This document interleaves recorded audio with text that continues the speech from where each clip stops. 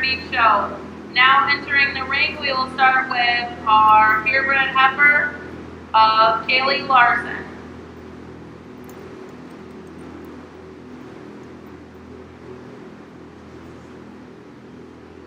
Our judges for today's show, Kobe Lind is from Rushford, Minnesota. He went to the University of Minnesota, where he was on the livestock evaluation team, where he placed second high individual at the All-American Royal and was as a livestock evaluator. He is currently an agricultural instructor and FFA advisor at Rushford Peterson. Colby was in 4-H and FFA growing up. He and his family own and operate TLC Livestock Services and Lynn Family Farms. They raise Hereford and Red Angus cattle. They exhibit across North America. He and his wife and 2 little boys and one on their way, and they enjoy livestock showing in their free time. As an associate with him today is Tar Tut, is from El Dorado, Kansas, and he is currently attends Butler Community College in El Dorado. He is a member of the Butler Community College livestock team, and he shows livestock nationwide and serves as a Red Angus junior board member. Tut was also involved in 4-H and FFA member growing up. Let's welcome these two today to judge our livestock.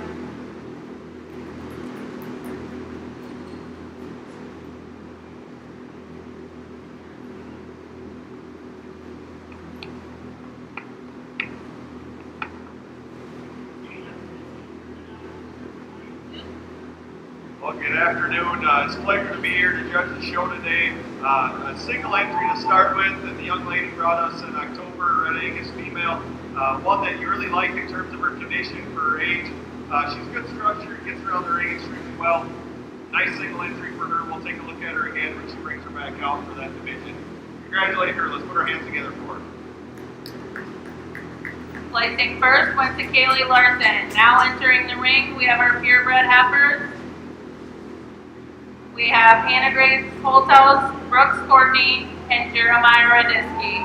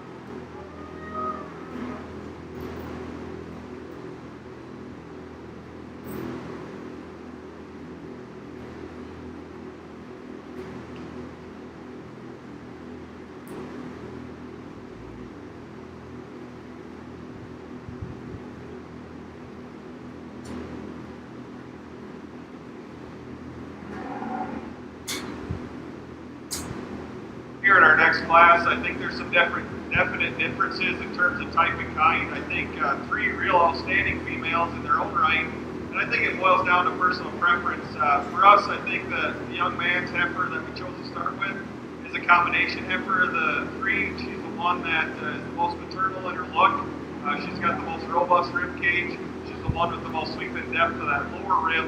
One that when you set her in motion, she excels the class in terms of getting around the ring. From a feet leg standpoint, she's one that reaches and flexes just a notch better than the heifer in second. A heifer that if I could be just ever so critical, you'd maybe like to feel just a little bit of fat out of that brisket, but that's being awful critical again for a pretty nice heifer for the young man to start the class. Go ahead, Peter. The heifer that comes next, I think there's some give and take here, both from a breed standpoint. Take nothing away from the one in third. I think when we set these 2 in motion is where they separate. The young man's heifer that comes second, I think is just a notch better in terms of levelness of hip. A heifer that reaches out and flexes off of her rear tooth just a nickel better. One that you really have to appreciate for her femininity and her freshness, especially through that front 1/3. Compared to the class winner, though, I just like to see a little more rib shape, a little more body depth throughout to work her up in front of that one. But a nice effort for the young man to go second. Young lady brings an Aberdeen heifer that rounds out the class, one that is really big rib, really good in terms of her condition, one that you really like from that standpoint. I just like to level her out of her hip. She tends to tuck those pins as she goes, gets those rear legs just a little bit underneath herself compared to the other 2. But definitely a great representative of that breed. Nice project for the young lady. Let's put our hands together for those individuals. Placings out of Class 2. First went to Brooks Courtney, second to Jeremiah Radisky, and third to Hannah Grace Holthouse. Now entering the ring, we have Class number 3. We have Brenna Hageman, Dalton Zedlicki, Brentley Linderbaum, Shayla Smith, Brody Hackman, and Jaden Briggs.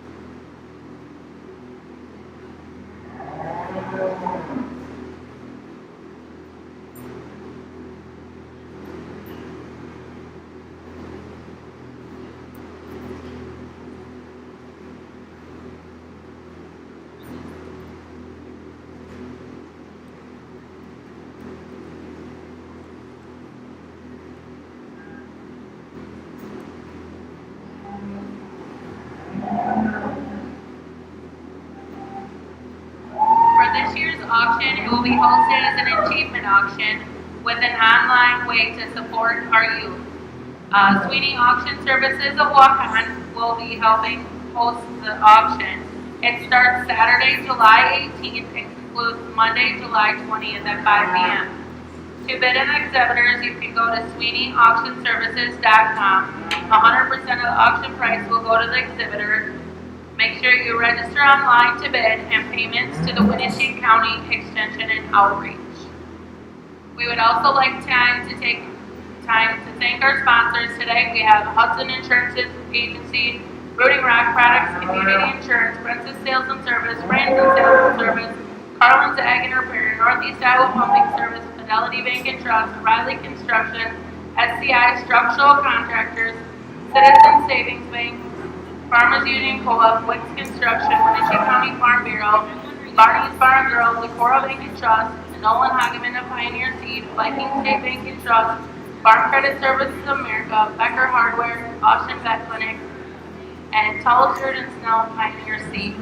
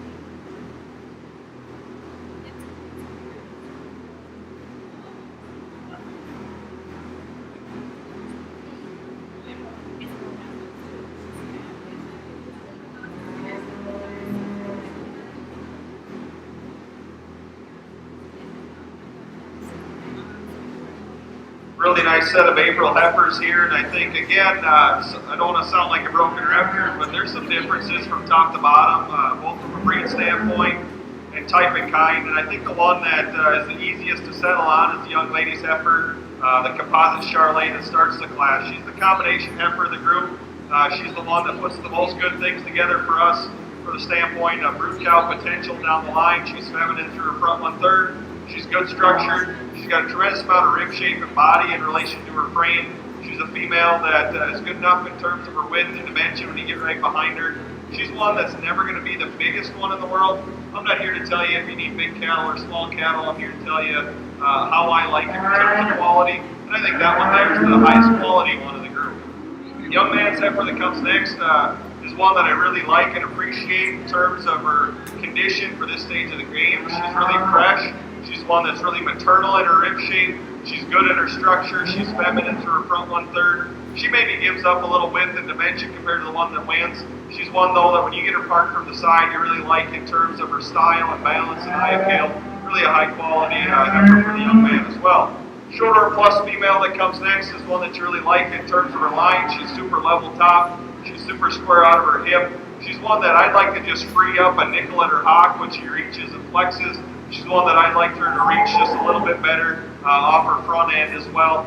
She's one, though, that from the standpoint of the brood cow, she's the next best one. I like her in terms of her maternal rib shape. She's a high-quality female for the young lady. Heifer that comes next is one you really like in terms of freshness as well. She's really green in terms of her condition. Super feminine, super attractive through her front 1/3, really level top. Gives up some rib shape and some internal dimension to the cattle ahead of her. One, though, of the remaining cattle is the soundest moving, the best legged, the best structured, the nicest balanced one. Really a nice heifer for the young lady.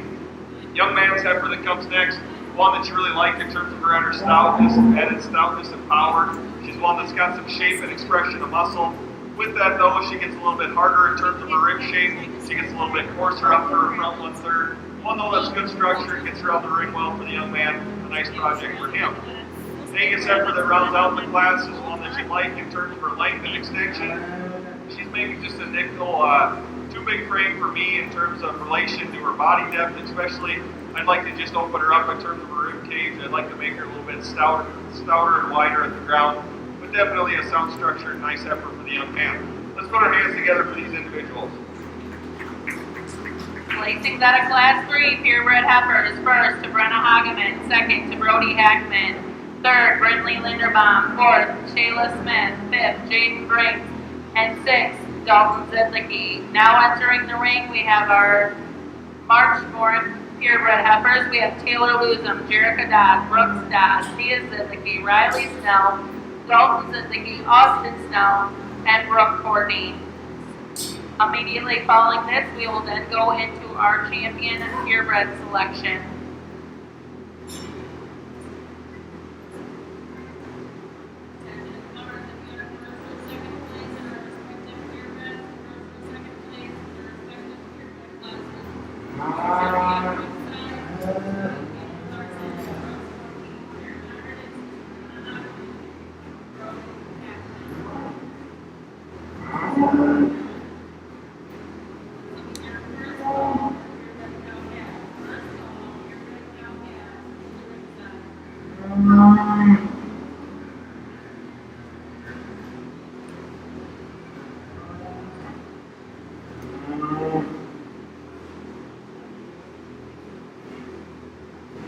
Our judges for today's show, Kobe Lind is from Rushford, Minnesota. He went to the University of Minnesota where he was on the livestock evaluation team. While there, he placed second highest individual at the American Royal as a livestock evaluator. Currently, he is an agricultural instructor and FFA advisor at Rushford Peterson High School. Kobe was a 4-H and FFA member growing up. He and his family owns and operates TLC Livestock Services and Lynn Family Farms. The family raised Hereford and Red Angus cattle, and they exhibit cattle across North America. He, his wife, 2 little boys, and one on their way in their free time enjoy showing livestock. Tarta is from El Dorado, Kansas, and he currently attends Butler Community College in El Dorado. He is a member of Butler Community College livestock team. He shows livestock nationwide and serves as a Red Angus junior board member. Todd was also involved in 4-H and FFA member growing up.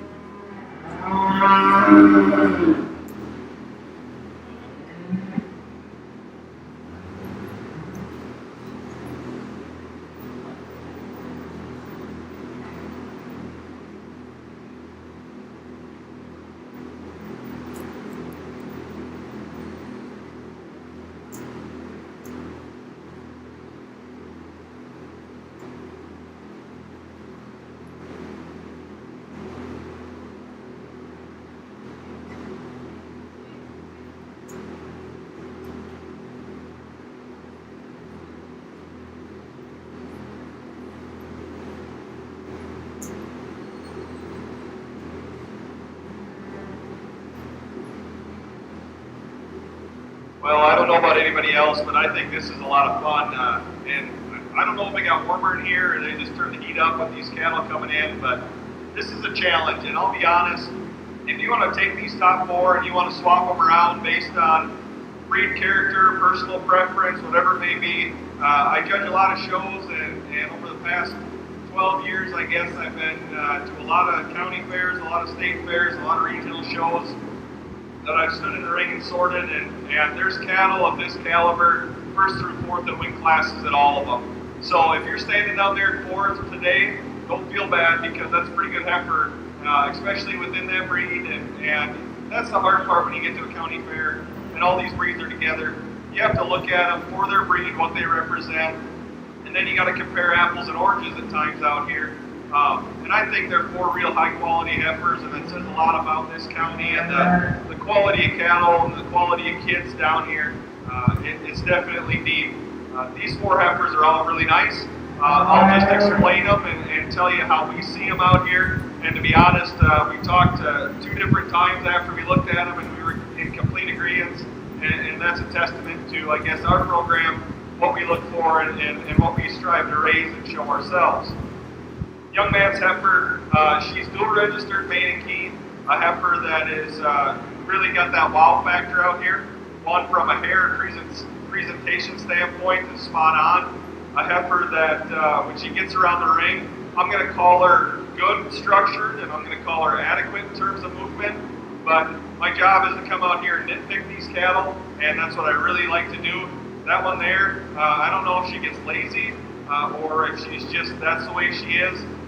She gets outside herself just a little bit on her left rear. She gets about a print or a half a print outside herself every time she takes a step. To make that one perfect, and I don't know that there's ever been a perfect built one, I'd like to change that. She's a female, and the longer she's out here, she gets a little soft right behind her shoulder. I'd like to fix that about her. But I think from a maternal standpoint, from a broodiness standpoint, and then he pulls her up and she fixes that, kudos to you on seeing that and showing that out of her. A female that's big rib, she's stout made, she's got some meat, she's got some product in her, yet she's feminine in terms of her look. She's long necked, she's smooth shouldered, her neck comes out real high at the top of her shoulder. She's one that's sound structured. She's got an advantage in terms of foot size and bone in the class. Part of that's her breed, part of it's the style that she is. Really a high quality female for the young man, a nice place to start. From there's some different options. And like I said again, these top 4 can go about 4 different ways, 5 different ways, 10 different ways, depending on how you like them and what you prioritize. Young man's got a foundation Semitol that comes next that I absolutely love. This female shoulders back. A foundation Semitol with a hip and hind leg in her like that is not real common. That's hard to build, that's hard to make. A female, when you compare her to the heifer ahead of her, gets a little cresty at the top side of her neck. Part of that's breed character, and I realize that. She gets a little bit coarser in terms of the bottom side of her neck.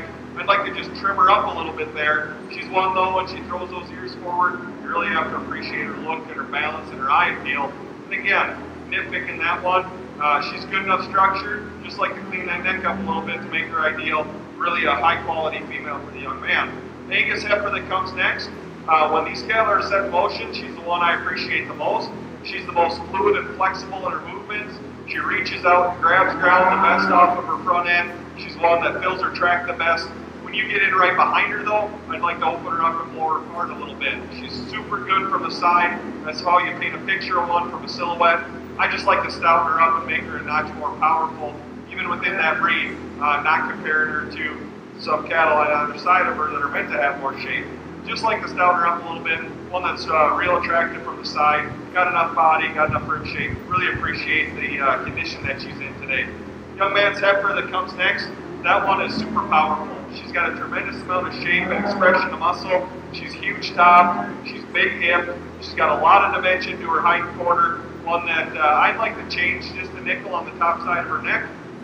One that compared to the ones ahead of her needs to be a notch more maternal in her look and softer in her body, but definitely one that's good enough structured, a high quality individual for him.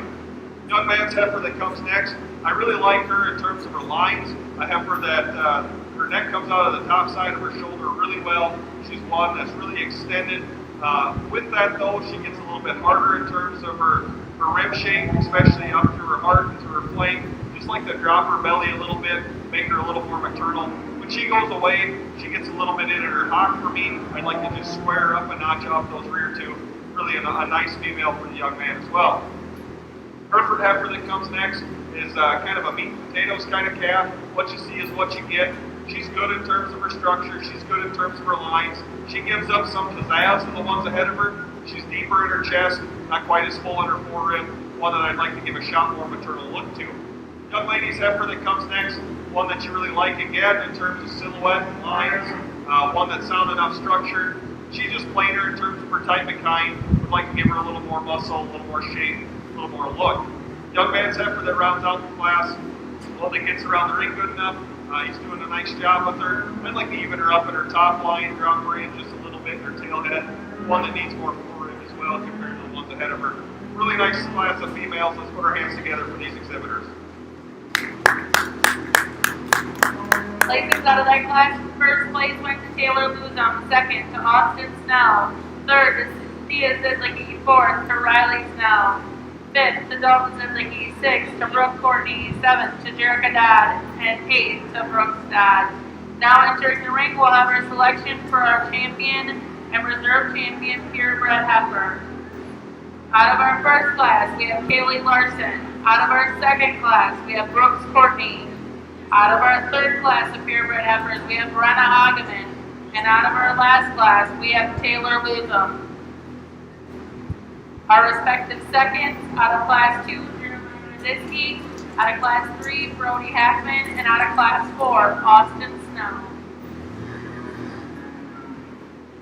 Immediately following our champion and reserve champion purebred selection, we'll do a quick picture under the banner, and then we'll be into the selection of our cow-calf purebred division.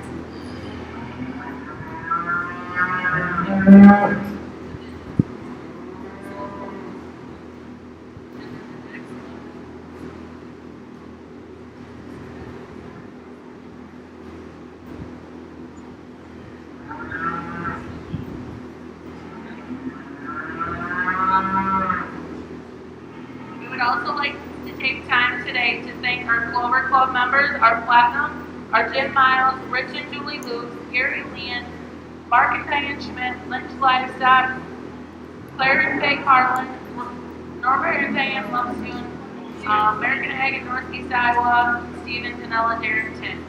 Also, a few other reminders. The show barn today is standing room only. Once your exhibitor has shown, please exit the barn and head back to your stalling area.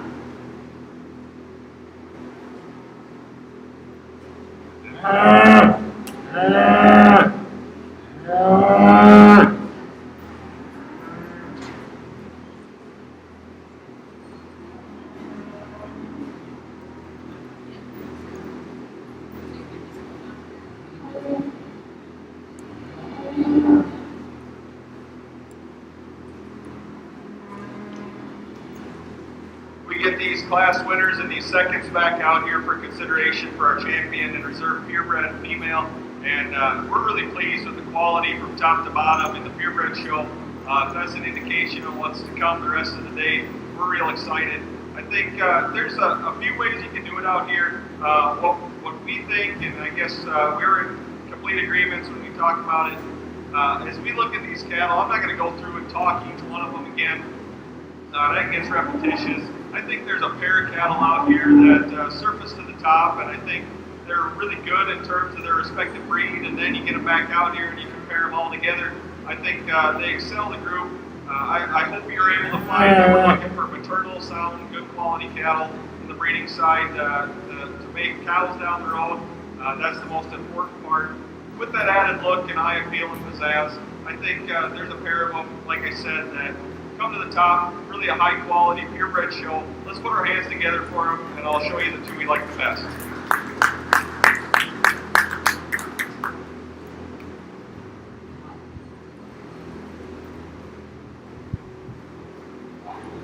Your champion purebred is exhibited by Taylor Luzum. That now brings in Austin Snell.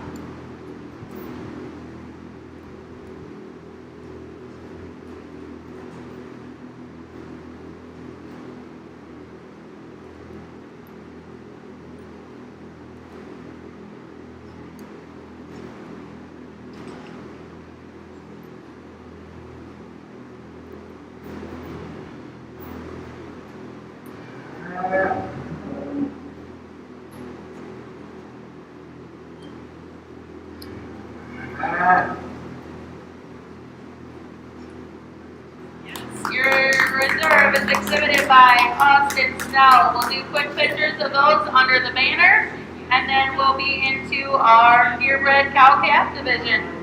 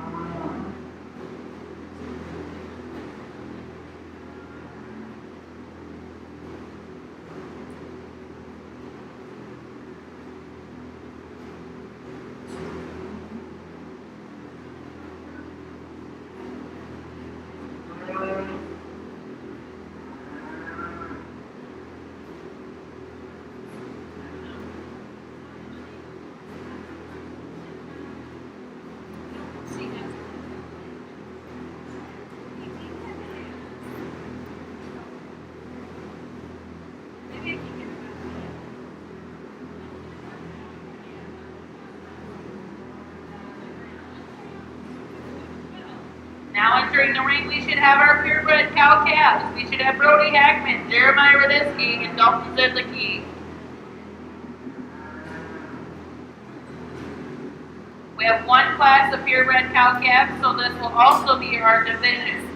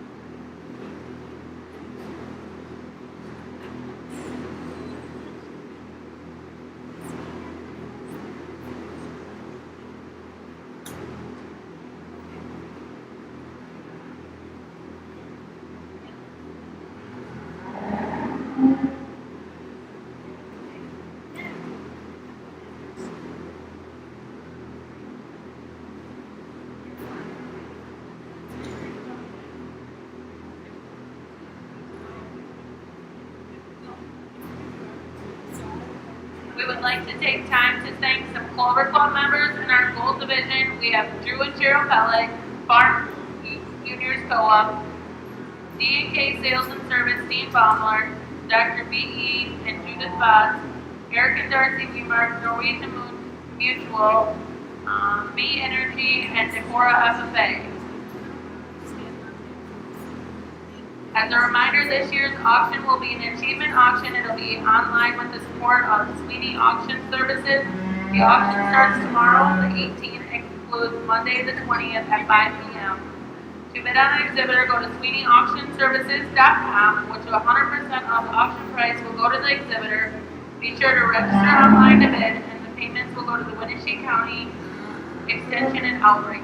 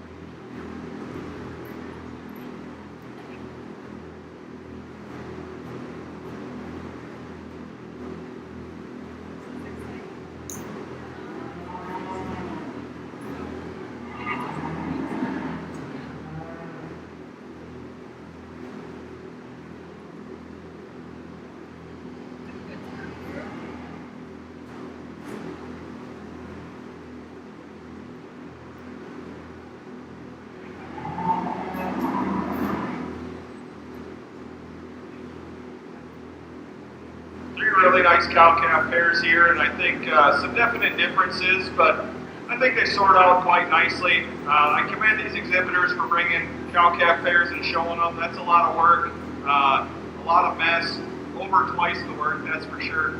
I think the pair that comes to the top does so for us quite nicely, and I think the calf carries that pair. That's a pretty nice Angus heifer calf at the side. She's got an age advantage over the other two calves by quite some margin. But I think that's one that's got the right shape and the right parts and the right pieces, really level and correct, one that you like in terms of how she's developed up until this point.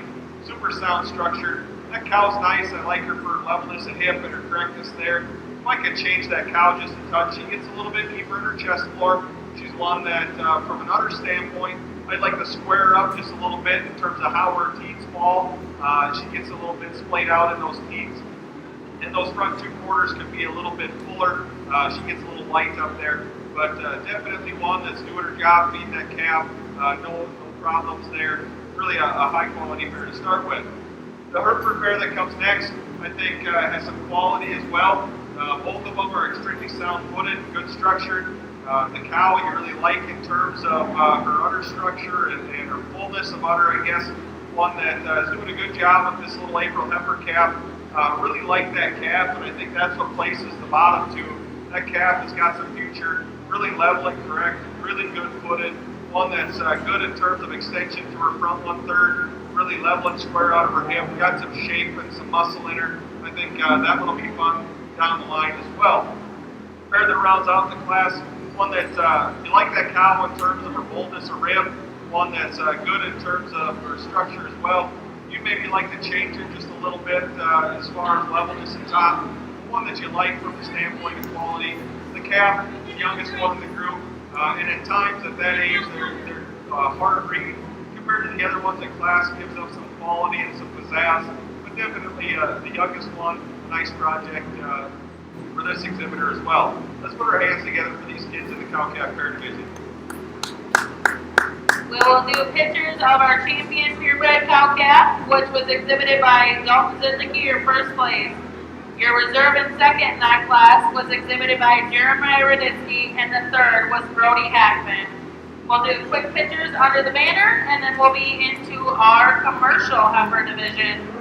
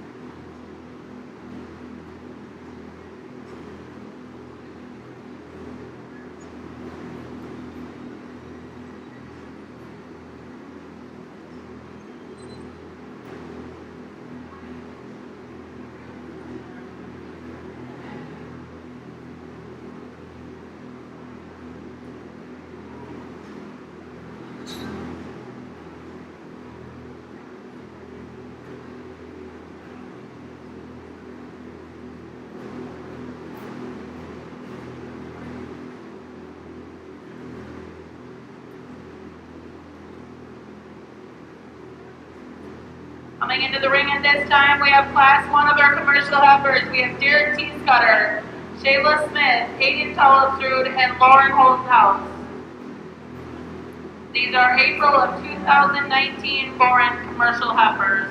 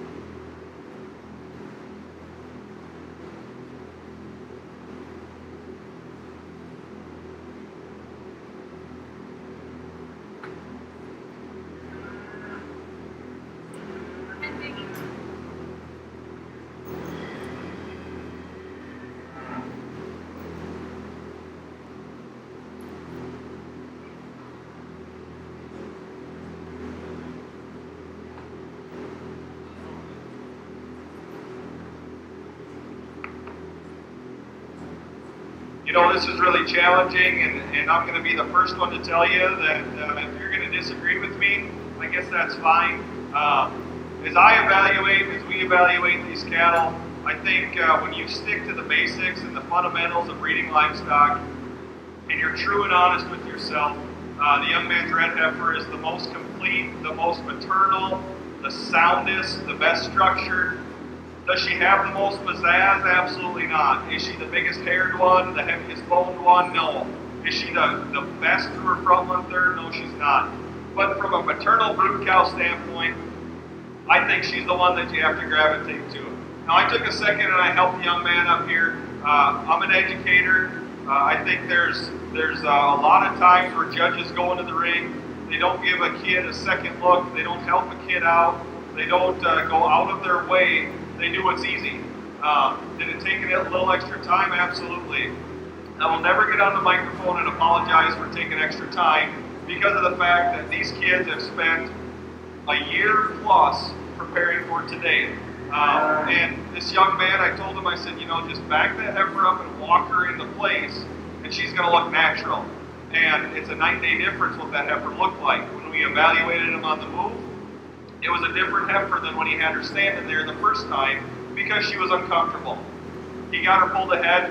That heifer is the most fundamentally practical female in the class. And I think there's a heifer right behind her that, compared to the heifer that wins, is real similar. The only difference is she doesn't have as much rib shape. These two females are practical in terms of their build. They're functional in terms of their feet and legs. They reach and they flex. They're good enough in terms of their look and their balance and their eye appeal. And then we end up with a heifer in third. And quite honestly, there's people that would put her first. And I think if you're going to put her first, that's fine, but it better be for the right reasons. And if you don't put her first, you have to put her third. This young man's got a heifer that's very well presented, a female that, as I evaluate her, here are my concerns. Is she good in terms of shape? Yes. She's got muscle. Does she have some rib shape? Absolutely. Of the heifers in the class, she's the farthest along in terms of her condition. But what I struggle with the most is when you get that heifer on the move, she pounds and stomps those rear legs. I'd like to have her reach and flex a nickel more comfortable. She's a female that gets a little bit terminal in her look. She's one that I like to trim up in her lower one-third in terms of condition. She's one that's not quite right behind her shoulder in terms of levelness. She gets a little bit soft there. Young lady's Brocco heifer that comes next, one that you really like in terms of foot size and bone, one that you like in terms of shape. I just like her to make her more maternal in her look, make her softer in her belly.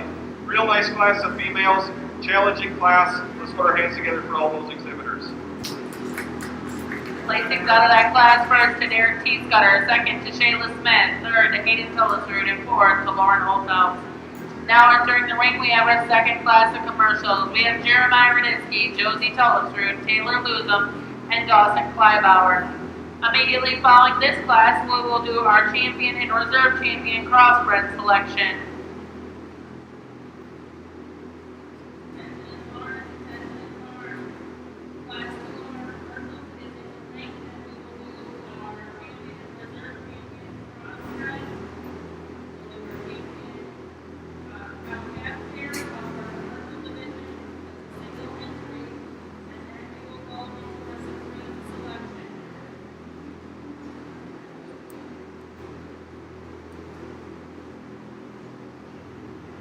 As we have our second class of our commercial heifers in the ring, immediately following this, we'll bring back our first class of first and second. We'll pick our champion crossbred breeding female. We will then do our cow-calf pair selection, and then we will go into our supreme breeding, which we will need our 4 divisions: our purebred heifer, our purebred cow-calf, our commercial heifer, and our commercial cow-calf. We will do our supreme champion breeding female prior to doing the home raised heifers. So we'll do our supreme champion breeding female, and then we will do our home raised heifer division.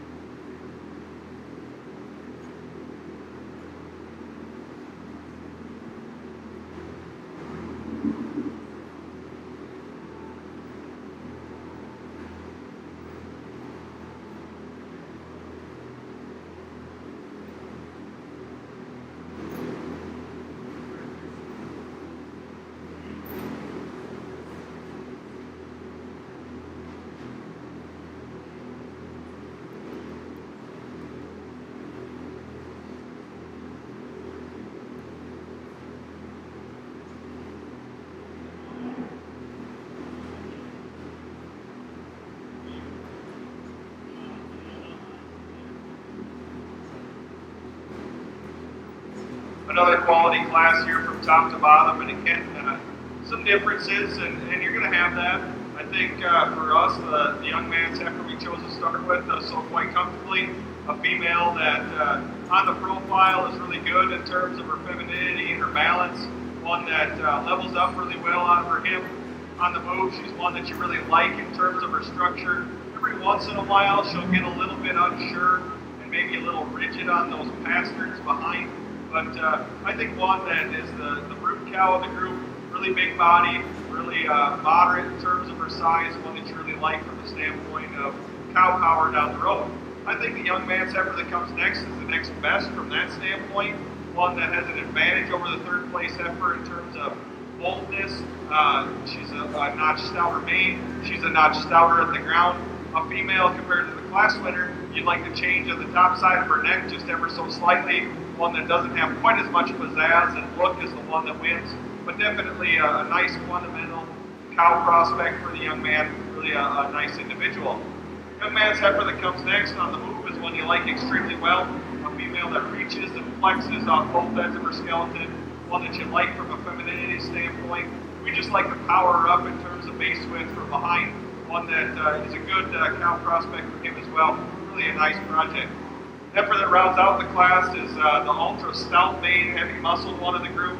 A female for us gets a little bit too coarse in terms of her type and kind. She's one that's the farthest along in terms of condition. We'd like to change that about her.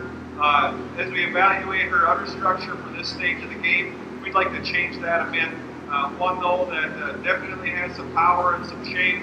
Just like to free her up a little on the move, make her a little more feminine, a little trimmer made at this stage of the game as well. But a nice project for her. Let's put our hands together for these individuals.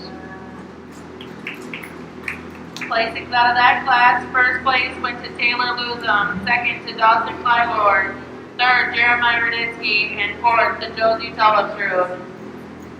Now coming in, we have our commercial cow-calf pair.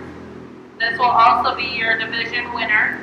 And then we will pick our champion and reserve champion commercial breeding heifer, and then we'll go into our supreme champion selection.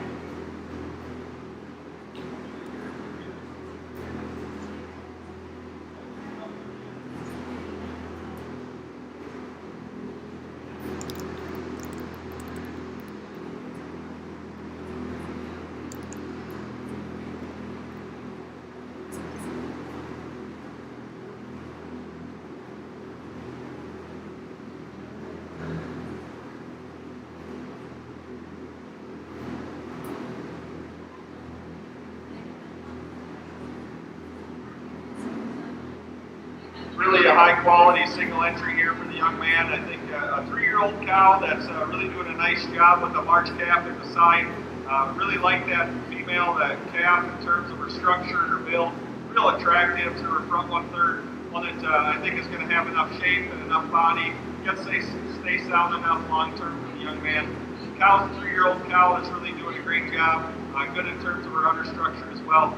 Really a nice project. Let's put our hands together for this exhibitor. Placing first and receiving your champion commercial cow-calf was Paxton Brings. Now entering the ring, we should have our crossbred breeding heifer selection. Out of our first class, we need Derek Teescutter. Out of our second class, we need Taylor Luzum. Our respective seconds. Out of the first class, we have Shayla Smith, and in our second class, we have Dawson Clybo.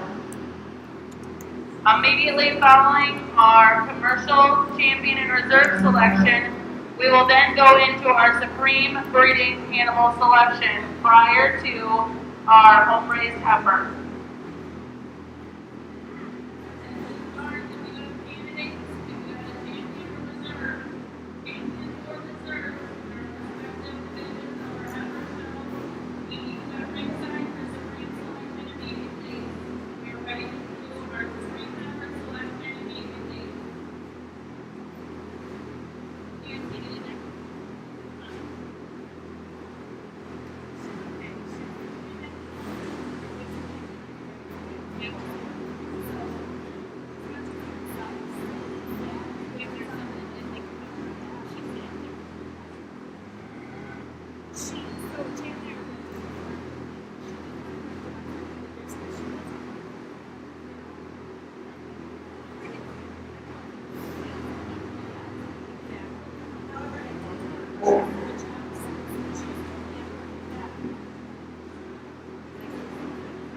Immediately following our champion and reserve champion commercial heifer selection, we will then go into our supreme breeding female selection. Immediately following this division, we will then go into our supreme breeding female selection.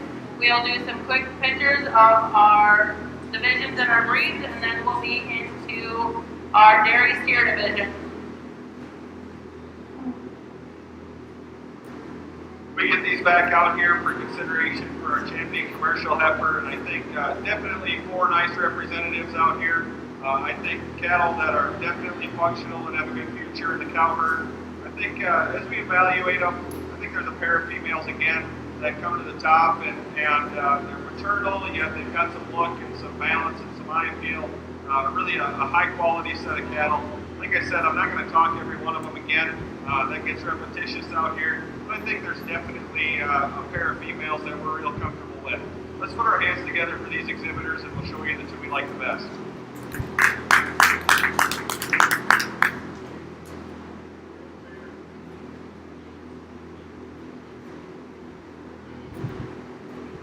Your champion commercial heifer was exhibited by Taylor Luzum, that now ranks in Dawson Clybauer for contention.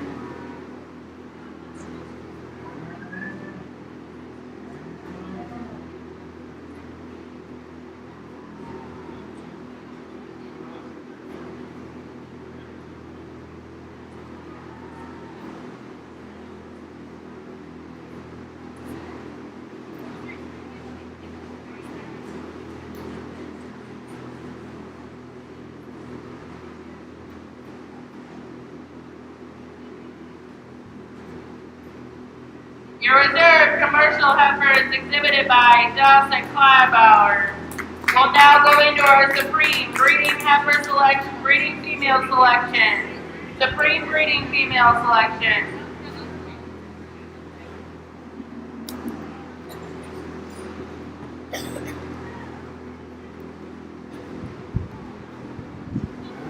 Into the ring at this time, we need our champion purebred that was exhibited by Taylor Luzum.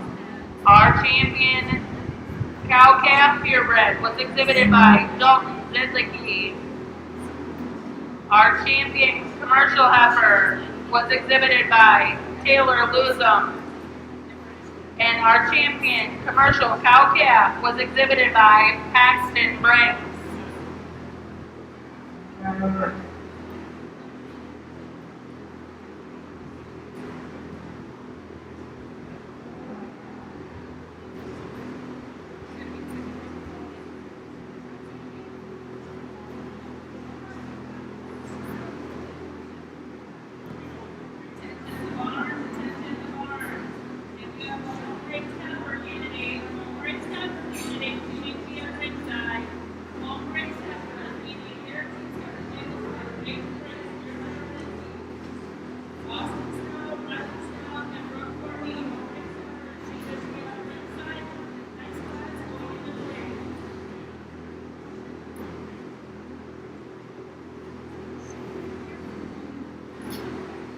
Our respective reserves that are waiting outside our ring, we should have Austin Snell, Jeremiah Winneshiek, Dawson Clybauer.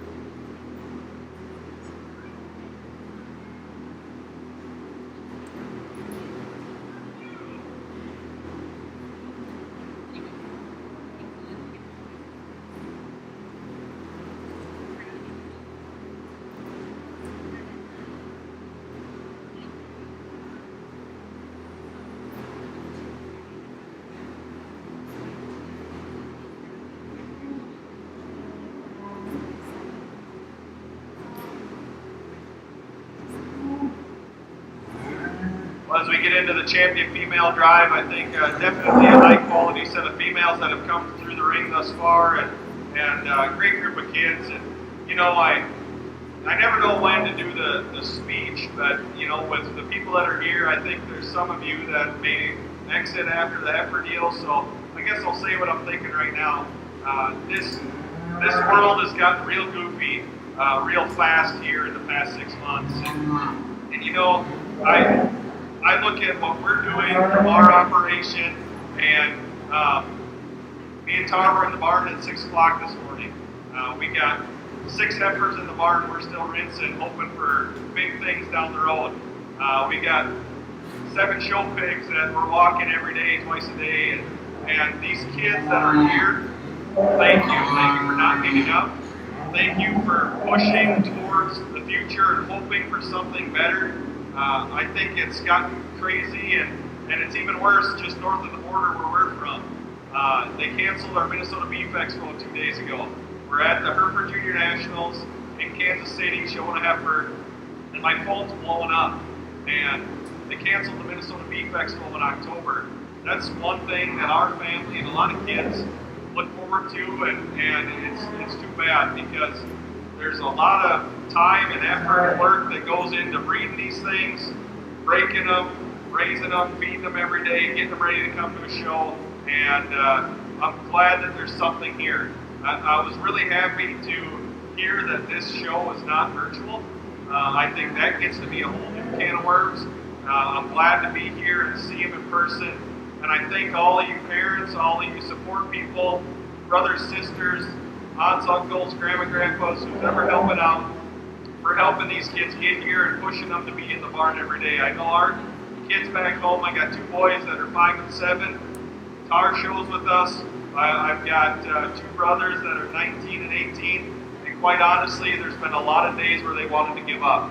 And that push and that desire to do better, to keep working, not knowing what you're going to find, not knowing what's going to happen, that's going to make these kids the people that we want lifelong in this industry, in this community, in this county, in this state, in this country. I think it's a great thing to have this. And again, thank you to the kids. Let's talk about the cattle a little bit. I'm going to talk about them because breeding heifers is kind of our deal. We've shown steers, but we love breeding heifers. Like I said, we show them all over the country, and it's what we do. We've never gone on vacation without a livestock trailer behind us. And I like talking about them. This young man brings in a main and key dual registered, a female that I think could stand a lot of horsepower in a lot of different places. A female that you really like in terms of her completeness. She's big bodied, yet she's got some muscle. She's got some foot, she's got some bone underneath her. She's attractive and nice balance, cool to look at. Then she gets her on the ring and she runs, and she moves extremely well. We nitpicked her, and I told you there's never been a perfect one. That left rear gets just a nickel outside herself when she goes away. Okay? This young man's done a great job getting her ready, getting her prepared. Looking through that big job, she does have a little extra navel, and he's done a great job of covering that up. But like I said, there's never been a perfect one, but that one's pretty nice. We like her quite a bit. It's a good female. Heifer out of the crossbred division. One that they're actually really similar in terms of their build. They're females that are a lot alike in terms of how they're put together. They're good fronted, they're balanced, they've got eye feel. I'm going to nitpick that one. She gets a little rigid on her rear two bastards. She tends to snap them every once in a while. The longer she's out here, it gets a little bit worse. I'm going to challenge the young man showing her. If you let her have her head just a little bit, it might get better. She might not fight those rears quite so bad. Okay, really a high quality female though for him. A nice female there. The two cow-calf pairs. They're both doing a great job with nice calves. They're working hard. You can tell those cows are what you see is what you get. There's no added fluff and puff to them, and that's okay. That's the way cows should be this time of year. They're slicked off. They've got adequate udders. They're feeding nice calves. I think they both done one thing that's extremely important in raising cattle. They made the next generation just a nickel better, and they're both great representatives out of the pair division. Quite honestly, I think it's easy for you guys to understand based on comments and what you see. It's going to be between the two heifers on the end for champion, and then we're going to bring in a second place back here that I'll stop and I'll discuss again, and we'll evaluate in consideration for reserve. Let's put our hands together for all of these heifer exhibitors, especially the ones out in the ring. We'll show you the one we like the best.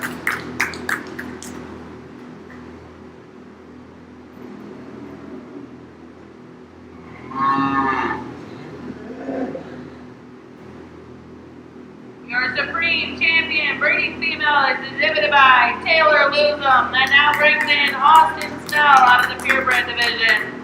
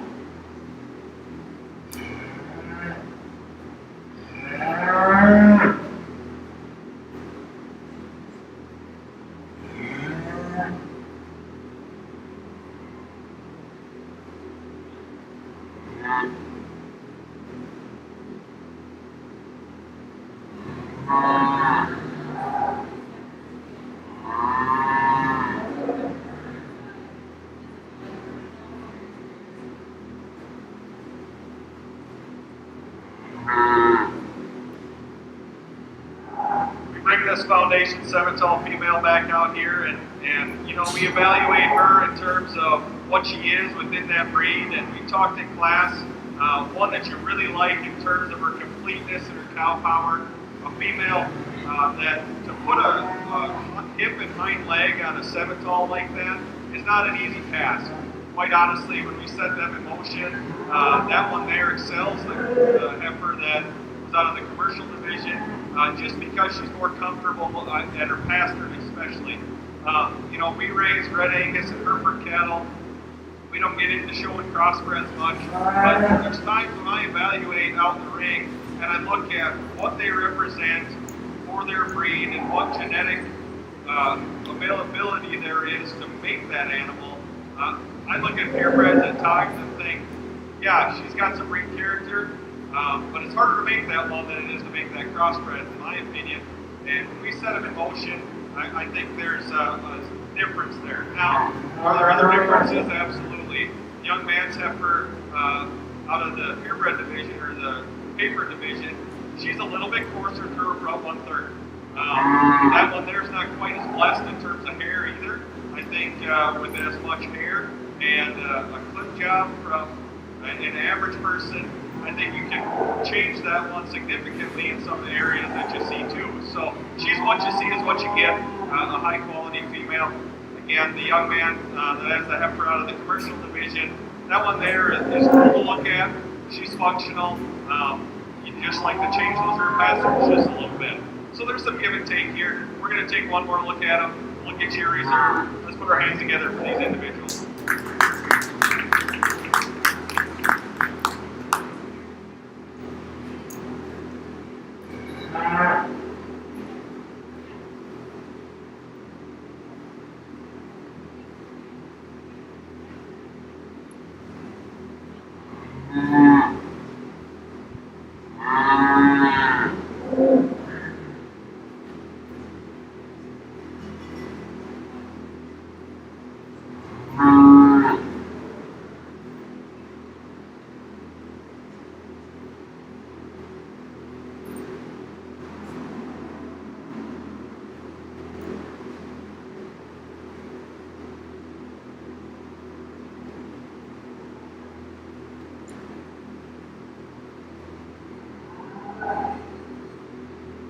Your reserve Supreme breeding female exhibited by Austin Snell. We will do a quick pictures under the banner, and then we're going to bring in our home raised heifer division. So we'll need Derek T. Scudder, Shayla Smith, Jason Brinks, Jeremiah Radisky, Riley Snell, Austin Snell, and Brooke Courtney for our home raised heifer division.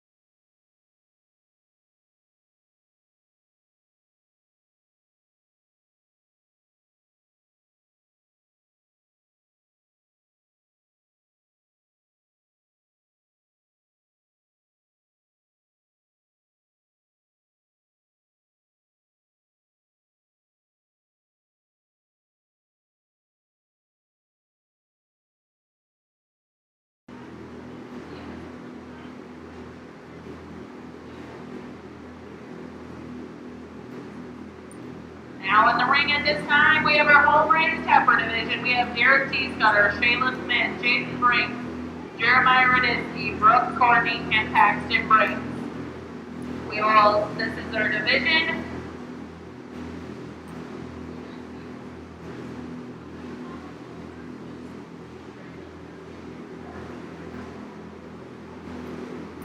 Out of this division, we will pick a champion and a reserve champion, home raised heifer.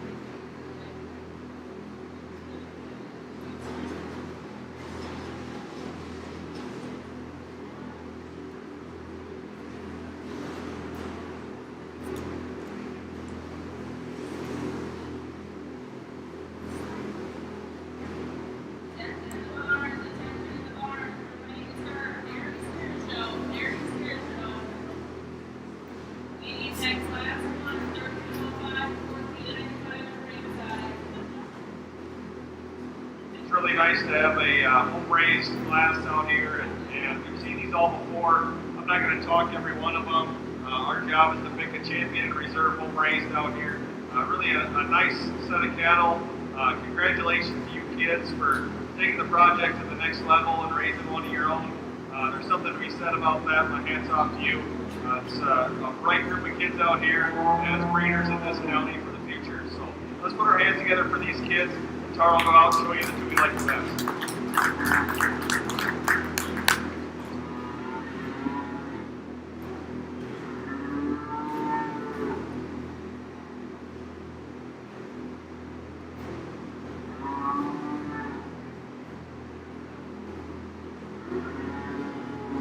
Champion home race is exhibited by Austin Snell.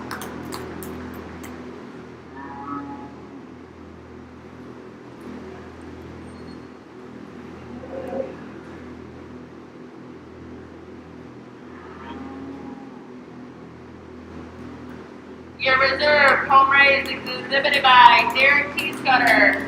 As we're doing a quick picture of those under the banner, we need to bring in our cow-calf pair for our home race division. We need Paxton Briggs with this cow-calf pair.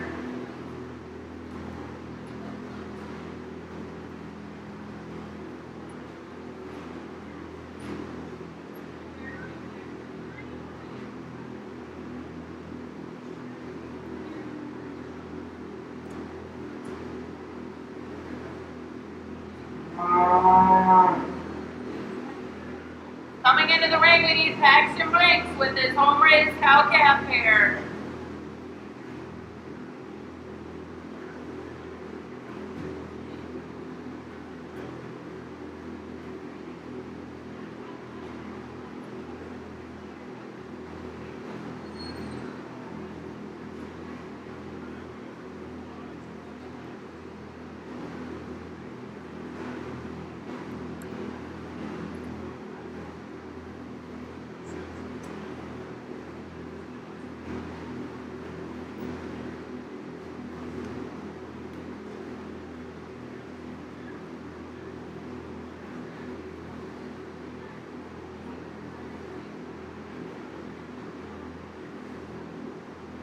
just a single entry home raised here in the cow-calf pair division. The young man brings out a nice pair. Congratulations to him. And again, it's nice to see young people out here breeding their own cattle and exhibiting them here at the fair. Congratulations. Let's put our hands together for him. Congratulations, Paxton Briggs. He was your champion cow-calf pair home raised. At this time, we are now ready to get started in our dairy steer division.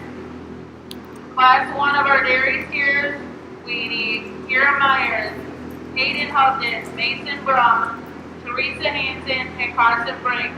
These dairy steers are weighing 1,305 to 1,495 pounds.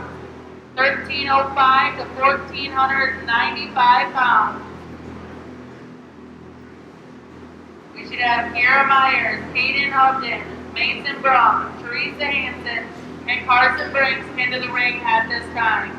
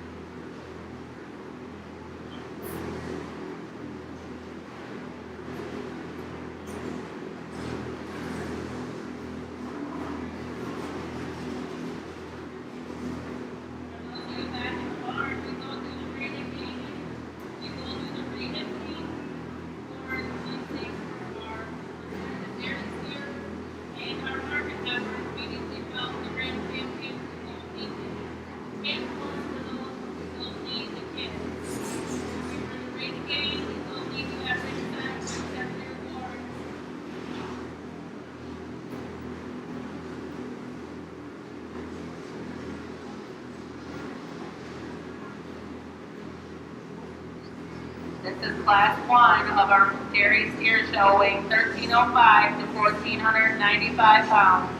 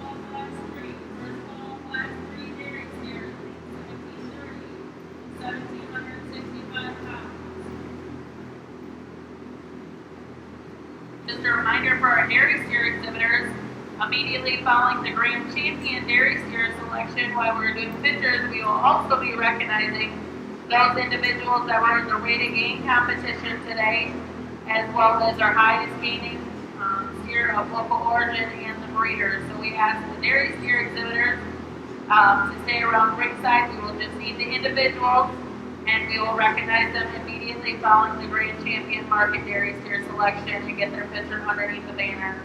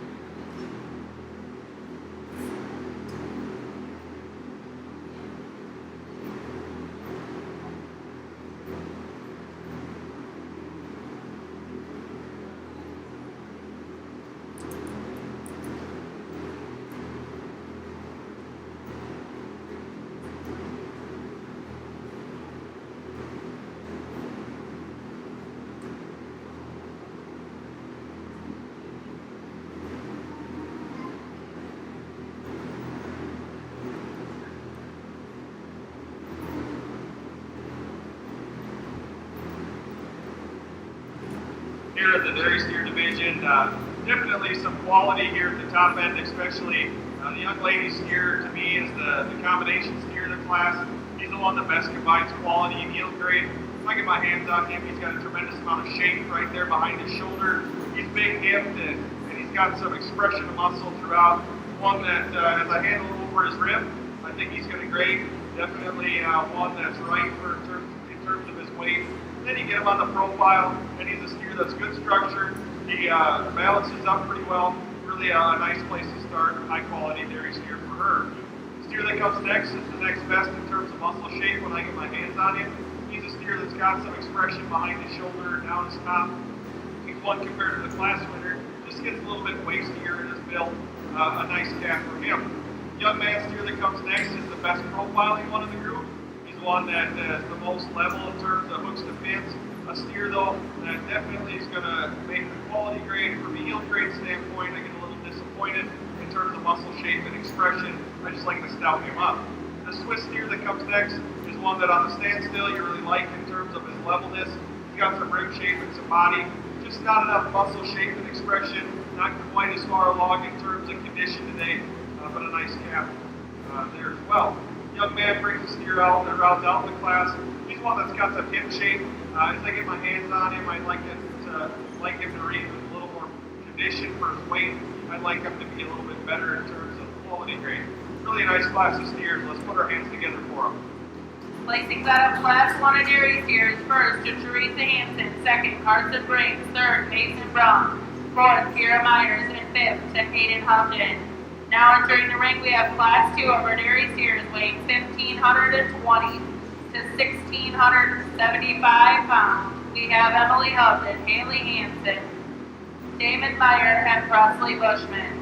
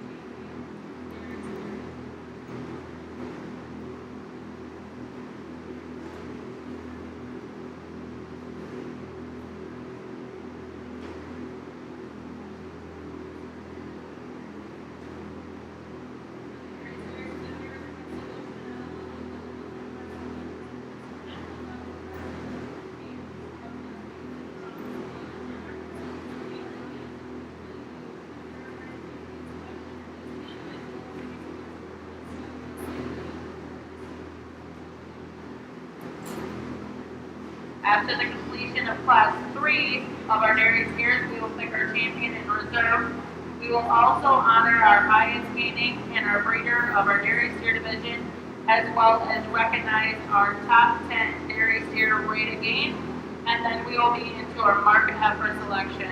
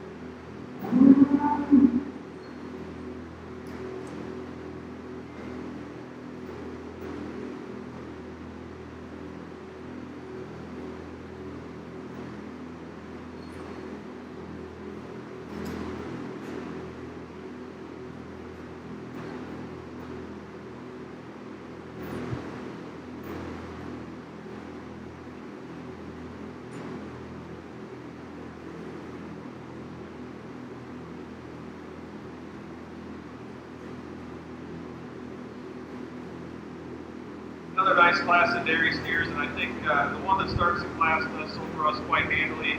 Definitely the combination steer, the group steer when you get your hands on him is really good in terms of top shape. He's got a tremendous amount of shape to his rib, one that you really like in terms of his balance and eye feel. And he's got enough condition and grade for the weight that he's at. One that's a combination steer, the group, really a high quality one to start with. From there's some give and take. When it came down to it for us, the young lady steer that comes next is just a notch better in terms of top shape right behind his shoulder. A steer that you like in terms of his shape and expression of muscle, especially there. He might give up a little bit of rump to the steer that is in third, but I think the most important thing in a steer is that rib, and I think he just excels there. A good structured one. It's going to meet the quality grade. Nice one for the young lady. Steer that comes next is one that you really like from the standpoint of balance. She gets him set up from the side. He levels up really well. He's really direct. He's just a little bit plainer in terms of his top shape compared to the two ahead of him. One that could have a touch more condition over his rim in this stage of the game. Definitely a nice steer for her. Steer that rounds out the class, this Swiss steer. One that balances up. He's big body, he's level, he's correct.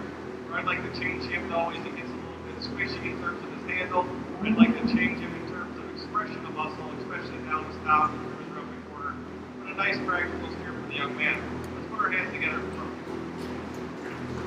Placings out of that class, first went to Presley Bushman, second Emily Hupton, third Haley Hansen, and fourth to Damon Meyer. Now entering the ring, we have class 3 of our dairy steers. We have Presley Bushman, Ella Willie, and Presley Bushman. These are dairy steers weighing 1,730 to 1,765 pounds.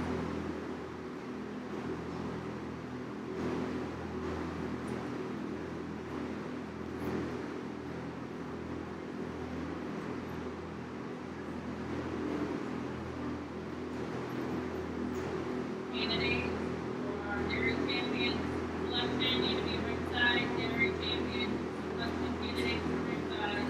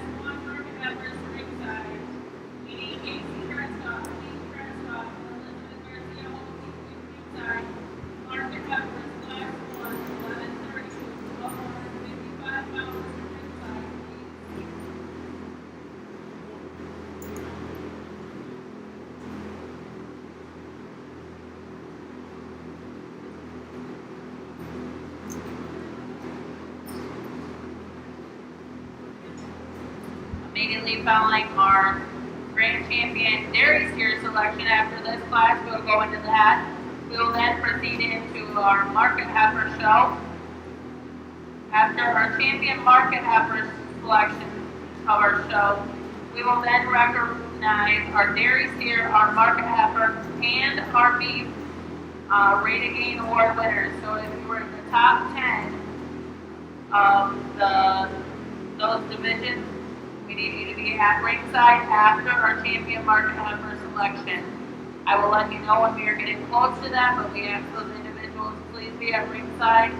Prior to starting our lightweight steers, we will recognize all 3 divisions of our Rate of Gain winners and get pictures in the ring.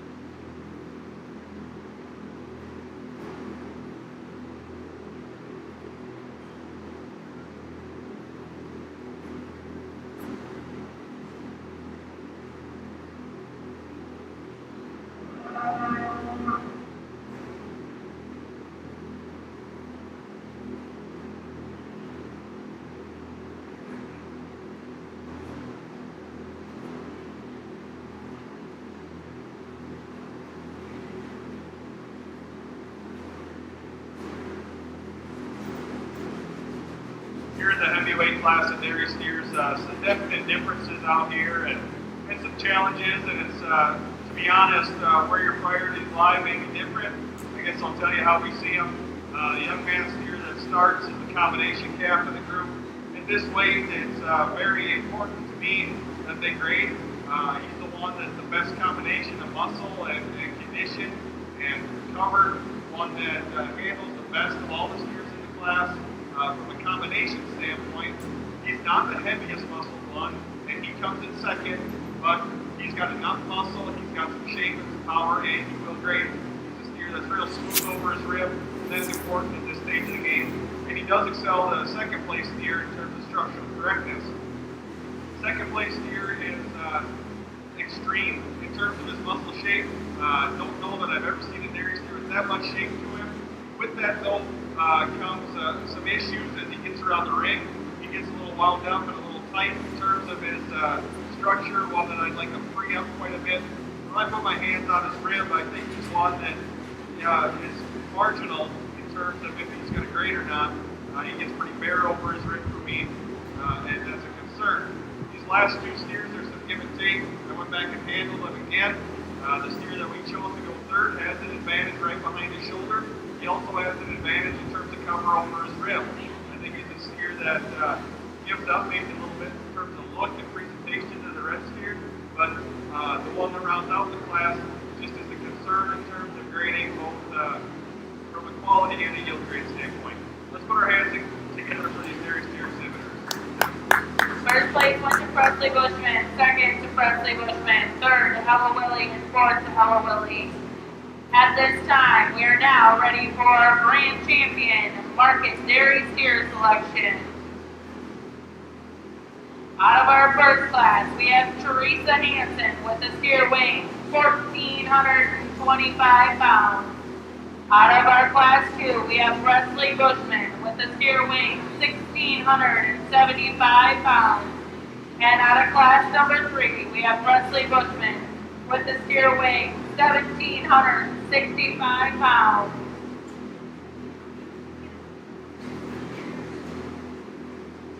Our respective seconds out of our 3 classes of dairy steers this morning, or this afternoon, are Carson Briggs out of our class number 1. We have out of class number 2, we have Emily Hupton, and out of class 3, we have Presley Bushman.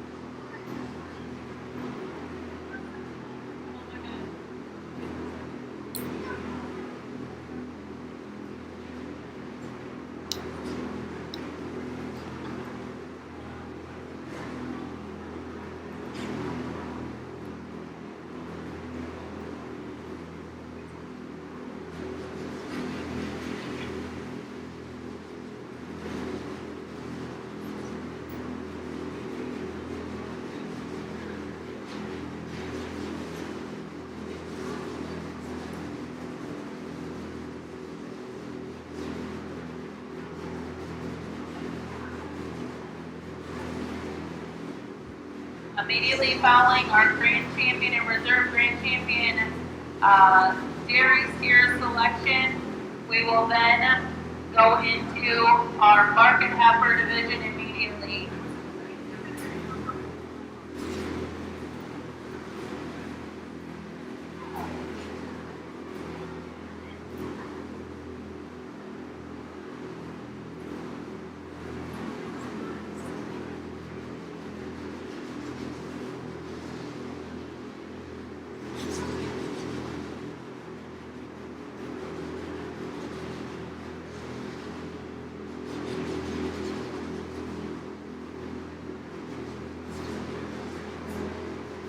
as our judges evaluate right now for our grand champion dairy steer selection, we would also like to recognize our highest gaining dairy steer and the breeder. That dairy steer is actually in here, and it is exhibited by Emily Houghton and Alan Helsberg.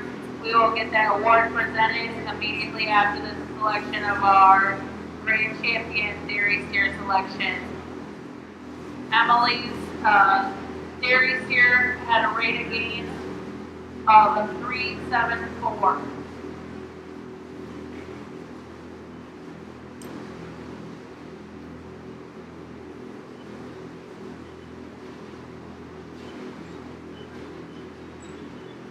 We get these dairy steers back out here for champion and reserve overall, and definitely a high quality show. Before it started, one of the guys said, "Hey, next you're going to have a challenge. Good luck, dairy steers." And a little background: we custom fed and still do custom feed some dairy steers, and I see them real often, and we deal with them quite a bit. And I guess one of the highlights of my judging career was being asked to judge the World Series of dairy steer shows at the Indiana State Fair. And you go down there and you judge 500 head of dairy steers, and then they bring 300 head of prospect dairy steers at you. You get to learn and know quite a bit about them. So I'll say this: there's some steers in here that definitely would stand that competition down there. I think there's some quality ones here at the top end. What we're looking for is combination cattle. In the cattle world, in my opinion, at times the extremes aren't necessarily great things, but ones that are complete, and that's what we try to find. We try to find cattle that have muscle shape and expression, cattle that handle over their rib, and we're confident that they're going to meet the requirements from a yield grade and a quality grade standpoint. And then you got to look at them on the hoof, and they've got to be functional. They've got to get around the ring. They've got to have some balance and some eye appeal to them. Doesn't make the ribeye steaks taste any better, but we put a halter on them and that comes into play. So I think these class winners and respective seconds definitely offer some good within that industry as dairy steers and as dairy show steers out here, I guess. I think there's some differences. I think as we handle them, there's some subtle differences between them. One of the things being weight. One challenge that we have in the dairy steer world is if you get a carcass over 1,000 pounds, you're going to get a deduction. And there's some cattle that have come through the ring that are borderline from that standpoint. Make that so that sits in the back of our mind a little bit too. So I guess really a high quality dairy steer show. Congratulations to these kids for bringing your project out here, doing well, and getting into the hunt here for champion and reserve. Let's put our hands together for all the dairy steer exhibitors, and we'll show you the three we like the best.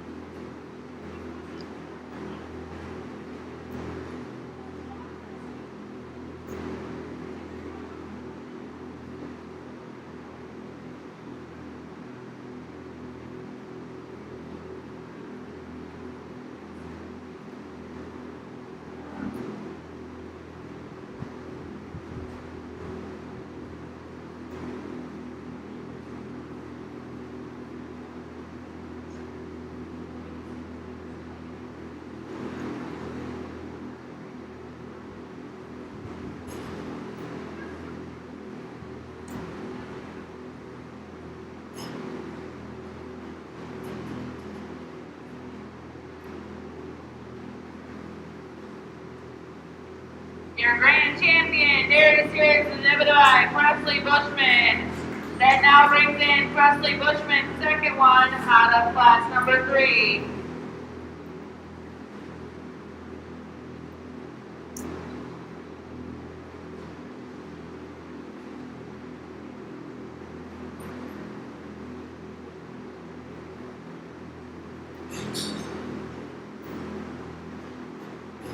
Your reserve is exhibited by Presley Bushman. We'll do quick pictures under the banner with our grand and our reserve. And again, we would also like to recognize Emily Houghton and the breeder Alan Ellsberg for a highest gaining dairy steer.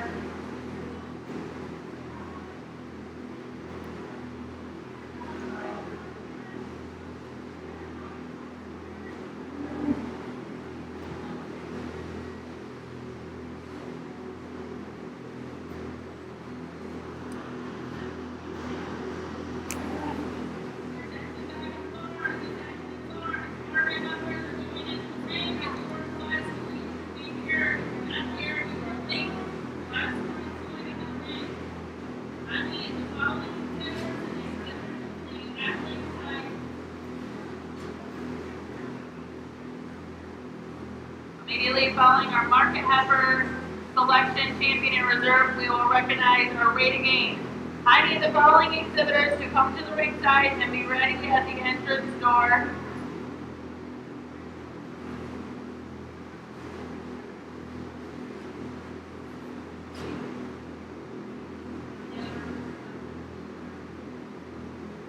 So the following people, just the individuals, no animals for rate of gain. I need Presley Bushman, Ella Willie, Presley Bushman, Emily Huffman, Presley Bushman, Aiden Huffman, Mason Braun, David Meyer, Haley Hansen, Haley Smith, Alexis Garcia Holte, Isabella Kingsbury, Elena Hagen, Casey Kreskoff, Connor Ludekin, Aurora Snitzler, Ty Jacobson, Kate Heddington, Mitchell Botts, Haley Smith, Kaden Schnelly, Isaiah Ott, Hannah Botts, Luke Stone, Andrew Ott, Braden Hageman, and Emily Huffman. Those individuals immediately following Grand Champion Market Heifer selection here in just a few minutes. We will need you then at ringside to receive your awards.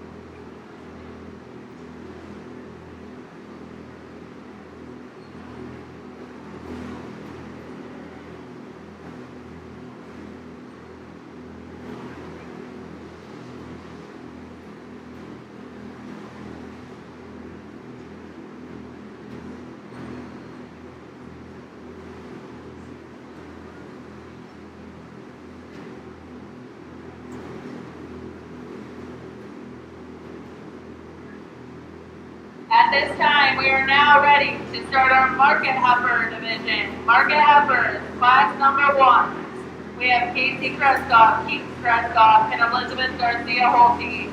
These Market Heifers are weighing 1,130 to 1,255 pounds. Class 1 Market Heifers into the ring at this time.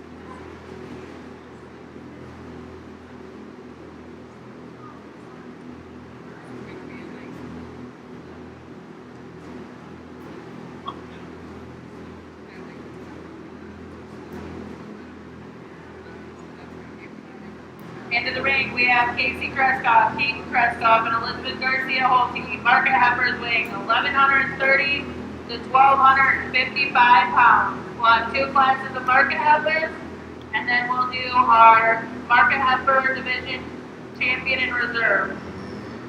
Immediately following our market heifers, we will need individuals in the rated game competition to come forward to receive their awards. Attention in the barn, attention in the barn. Class people of market heifers, we need to ringside. Also, make some following individuals for ring game presentation. Kids only, no animals. I need to follow people of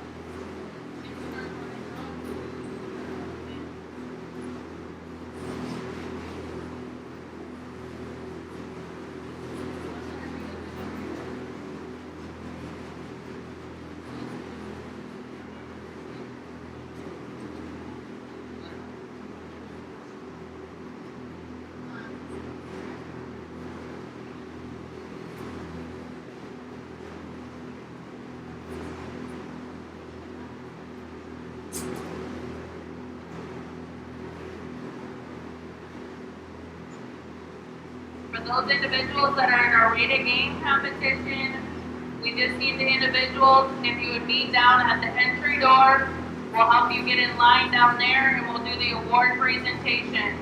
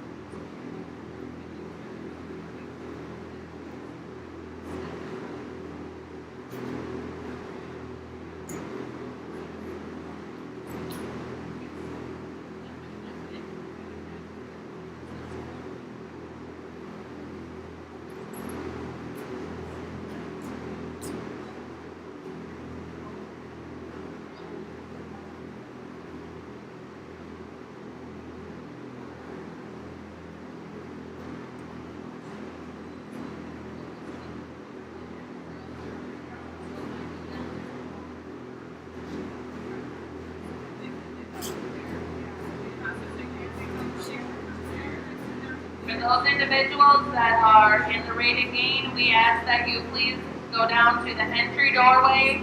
Adam will meet you down there in a red shirt and get you lined up so we can do that award presentation as quickly as possible immediately following the grand champion market heifer selection.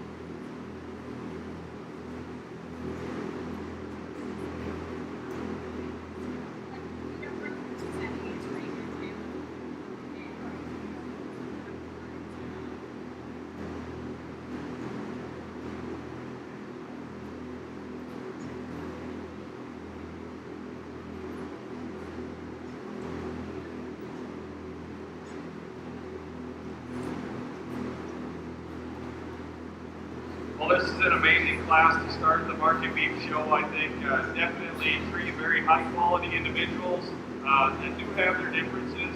I think three of them that can be competitive about anywhere you take them. And then there's one that, as we study it, surfaces at the top as being, to us, very elite, a female that, if you want to just move her out and set her up out there, one that we really, really like in terms of getting our hands on her and evaluating her shape down her top. She has a class advantage in terms of expression and shape right behind her shoulder. She's one that we really like in terms of her balance and her eye appeal.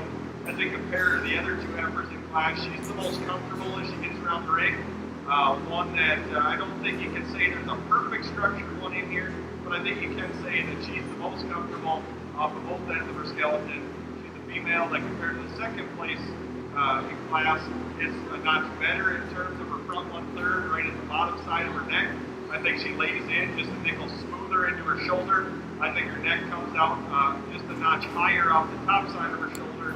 And when we evaluate her on the move, I think she gets a little more base width as she goes away compared to the second place heifer in class.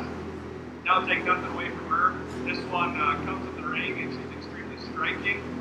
She's one that, from a presentation standpoint, they've done an amazing job of getting her put together. As we evaluate her compared to the class winner, we'd like to relax her just a little bit in her front shoulder. She gets a little more over her knee, a little more splayed out front. A female that, when she's set in motion, isn't quite as flexible off of her rear too. And when we evaluate her from the side, she's not quite as long hipped as the one that wins. Take nothing away from the young lady's heifer that comes next. That's one that's full of red meat, really expressive in terms of her top shape. She's good in terms of her angles. She's not super comfortable out here as she gets around the ring. She gets a little more up in her top, not quite as correct in terms of levelness as she gets around the ring. One that you really like in terms of her shape and her handle though. High quality individual. Three outstanding market heifers in this class. Let's put our hands together for them. Places out of that class, first to Keith Kreskoff, second to Casey Kreskoff, and third to Elizabeth Garcia Holte. Now coming in the ring, we have our market heifer class 2. We have Isabella Kingsbury, Kaylee Smith, and Elena Hageman. These market heifers are weighing 1,335 to 1,395 pounds. Immediately following this class, we'll go into our grand champion market heifer selection.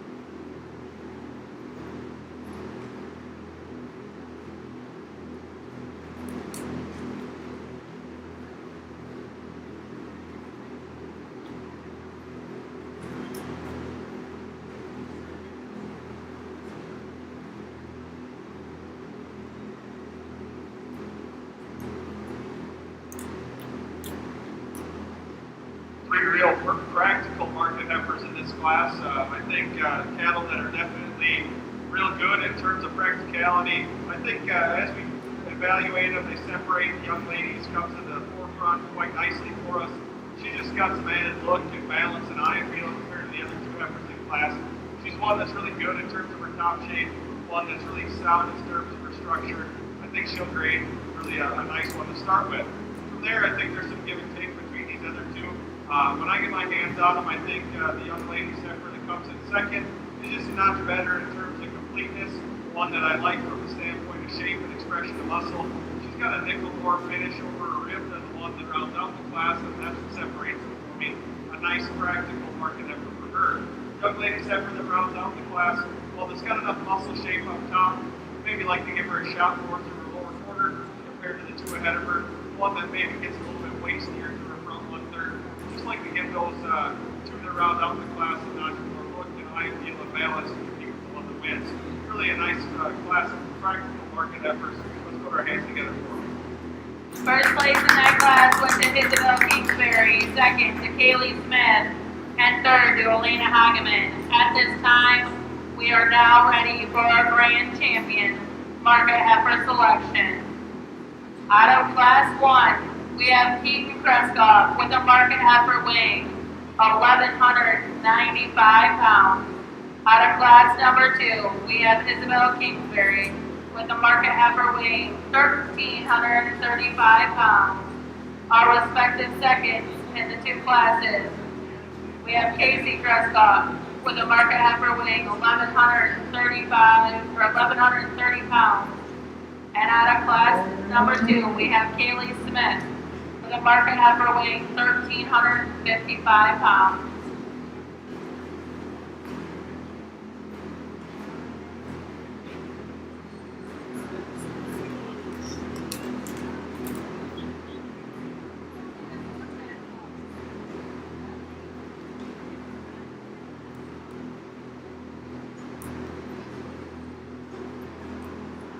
As we get these 4 market heifers in here, we would like to take the time to recognize our highest gaining market heifer, as well as the breeder.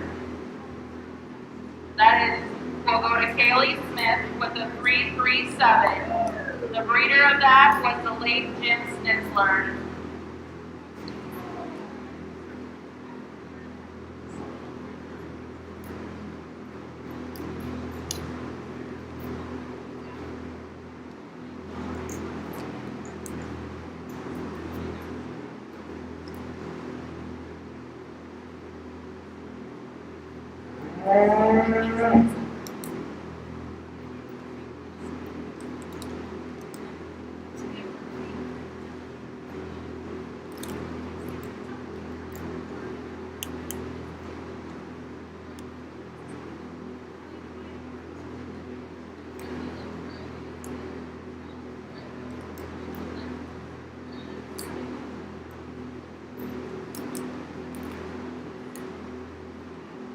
Get these market heifers back out here. Not a huge show in terms of numbers in the market heifer division, but I think the quality ran real deep.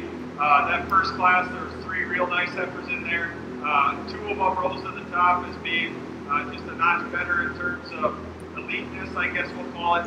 Maybe a little more look and balance in those 2. In that second class, a nice practical set of market heifers. The one that wins just had a notch better look and balance than the other 2. But a real nice market heifer division. You know, a lot of these county fairs, you're hard pressed to find one that you can live with using as champion. And then we got a group of them that come out here for the championship, and some heifers that are back in the barn, and they win a lot of county fairs. So my hats off to these market heifer exhibitors. Let's put our hands together for them, and I'll show you a fair that we like the best.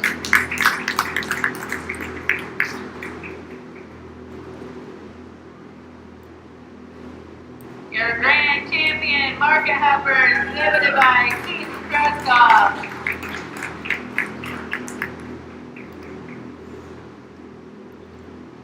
And your reserve is exhibited by Casey Kreskoff.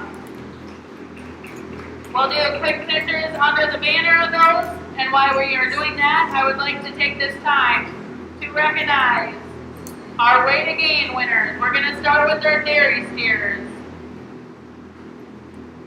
Our first place goes to Presley Bushman with a 4.60. Second, Ella Willie with a 4.01. Third, Ella Willie with a 3.94.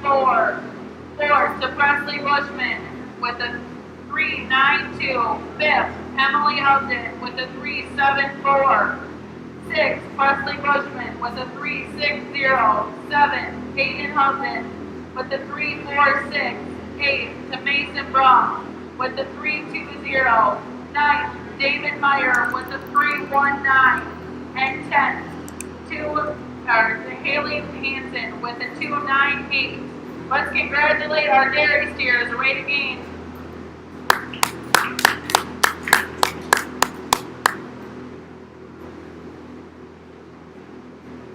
For our market heifers,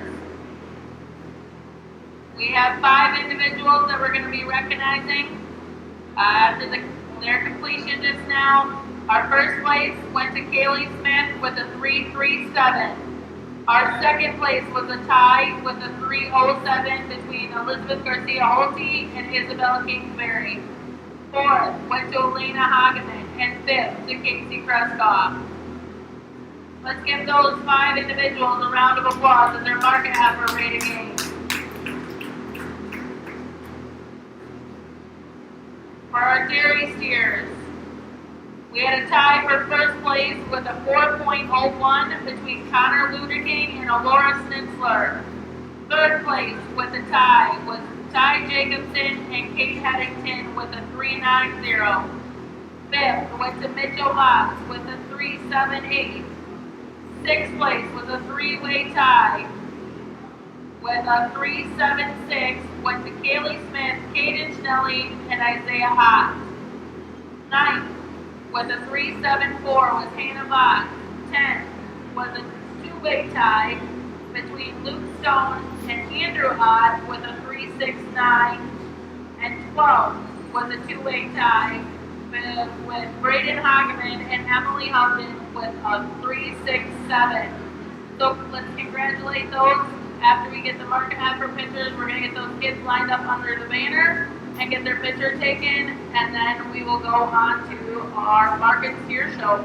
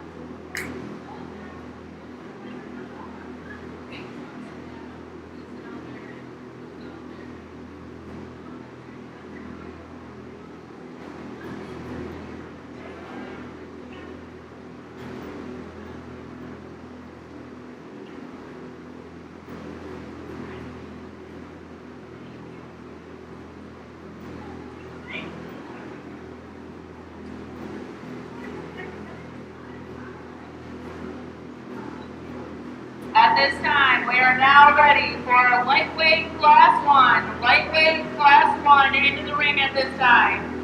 Willie Eartham, Anna Grace Holthouse, and Anna Grace Holthouse. These are steers weighing 1475 to 840 pounds.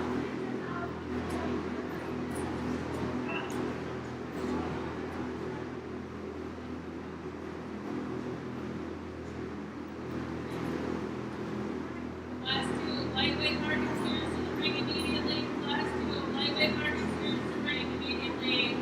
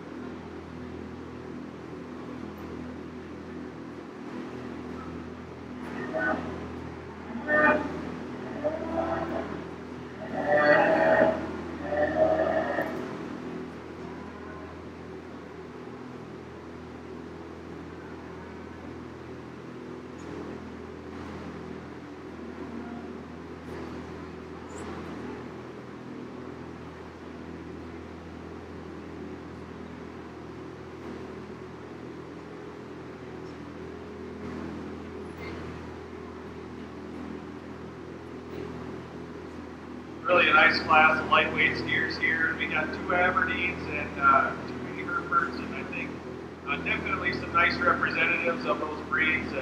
And the young man steer we chose to start with is got the class advantage in terms of shape. He is big backed and big hipped, and he's got a tremendous amount of muscle working in him.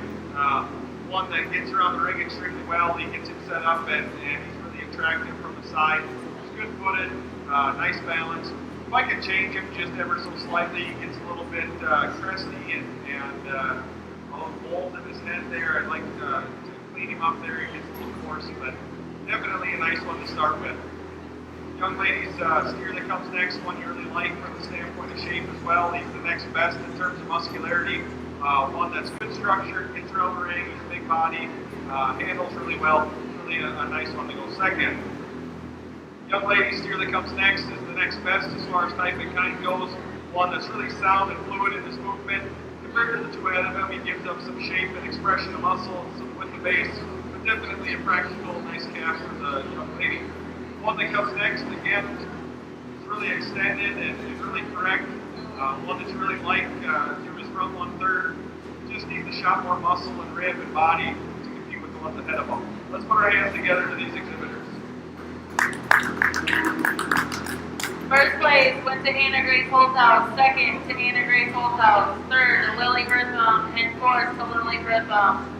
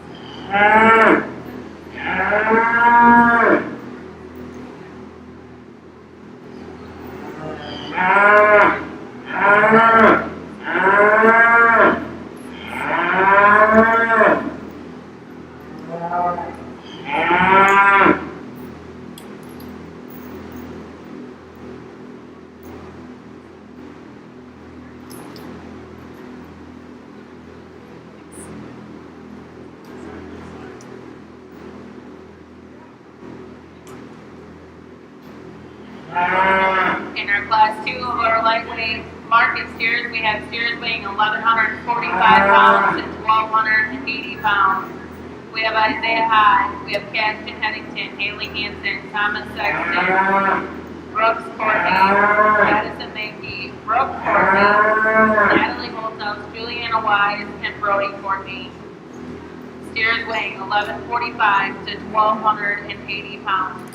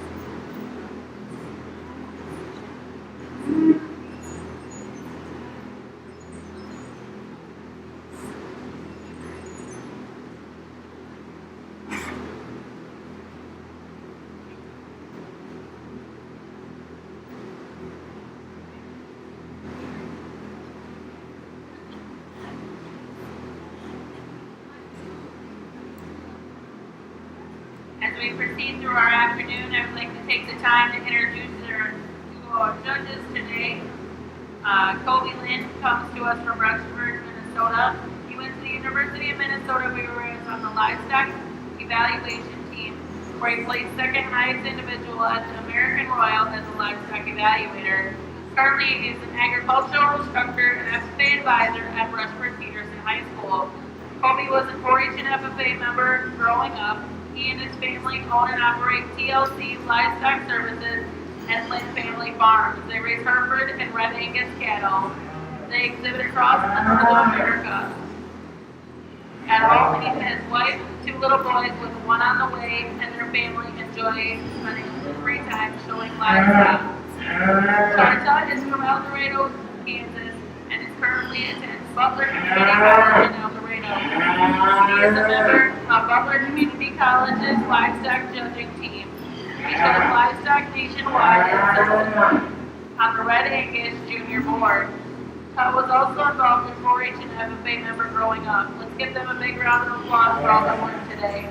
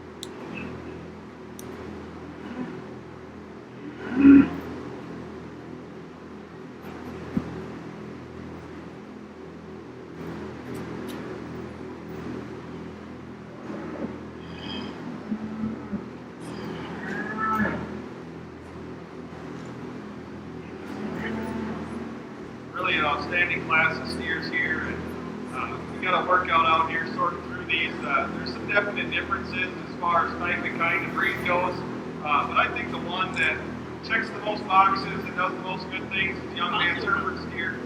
Quite honestly, we just got home from the Hereford Junior National. This one here I think could have done really well. Definitely a great representative of that breed. A steer that's super level and correct. One that you get your hands on him and he's got a tremendous amount of shape down his top. He handles really good over his rib. A steer that you really like from a balance and soundness standpoint. Of these top steers, he is the soundest one of the group. Gets around the ring the freest and the easiest with the most flexibility off both ends. Really an attractive steer from the side. Nice combination calf to start with. My hat's off to him. That's a nice steer. Young lady brings a steer that comes next that's real practical in terms of his build. One that's got a tremendous amount of muscle working in him, yet he handles really good in terms of a quality grade standpoint. A steer that's sound and functional. She gets him set up, and he's got some added eye feel and balance compared to the rest of the steers in the class. One you really like from that standpoint. He's not perfect in the way he handles those rear two, but he's sound enough, real practical in terms of his mate. Really like that calf from that standpoint. Young man brings his steer next. So you really have to appreciate when he's standing still in terms of balance and levelness and eye feel. One that you really like in terms of his rib shape. You get your hands on him, he doesn't blow you away in terms of muscle or finish. One that on the move I'd like to change quite a bit in terms of the angle of his shoulder. He gets a little more toned out up front, a little more uncoordinated as he gets around the ring. And those rear two, he needs more flexibility, short strides and touch. I'd like to change that about him to work him up the line. Young lady steer that comes next, we moved him up a spot when we got to the rear view again on them next to each other. He's a steer that simply has more muscle than the one that comes next. Really like that steer from a shape standpoint. He's a little more in the top behind, a little more uncoordinated off of his rear two. Fix those things and he can work up the line quite a bit. One that's real practical, got the tremendous amount of muscle working in him. I think he'll do real well when he goes to the rail. The steer that comes next is one that's sound and functional. I just want to power him up in terms of width and dimension, especially at the ground. One that you like in terms of levelness.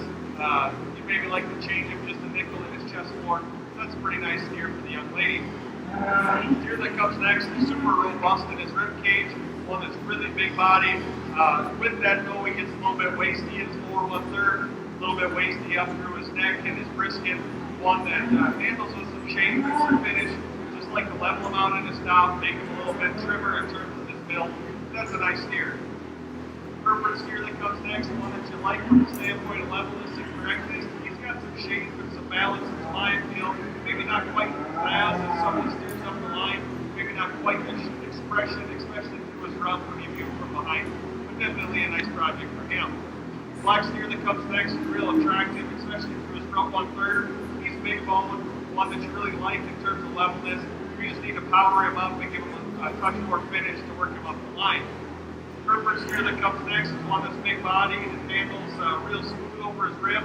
One that needs to be cleaner through his front 1/3, more attractive and eye appealing to work him up the line. The steer that rounds out the class is real long and extended. Really have to appreciate that about him.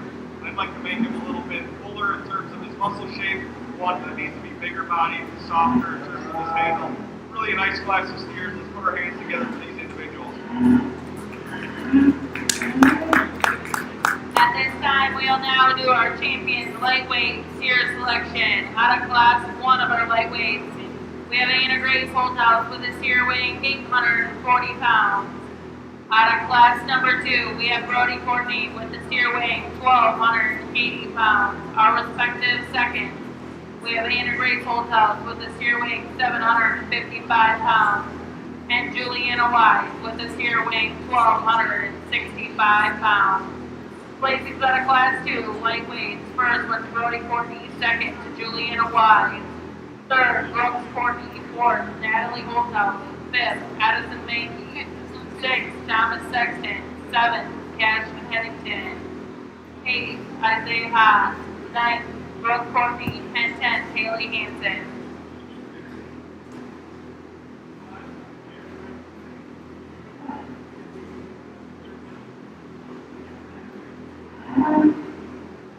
It's two.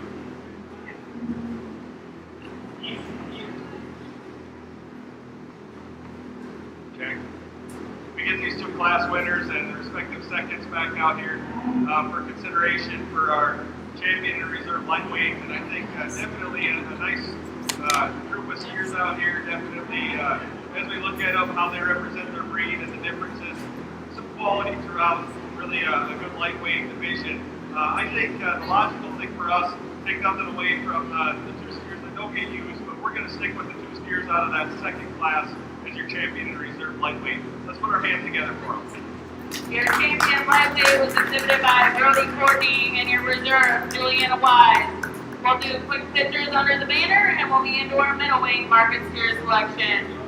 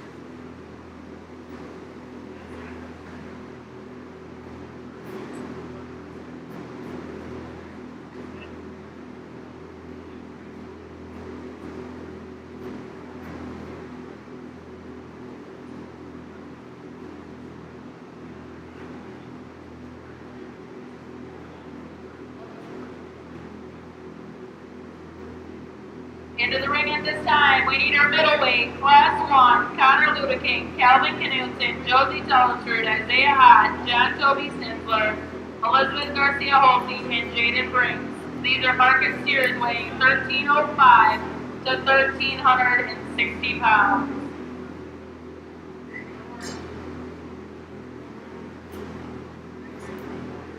Yeah, go ahead.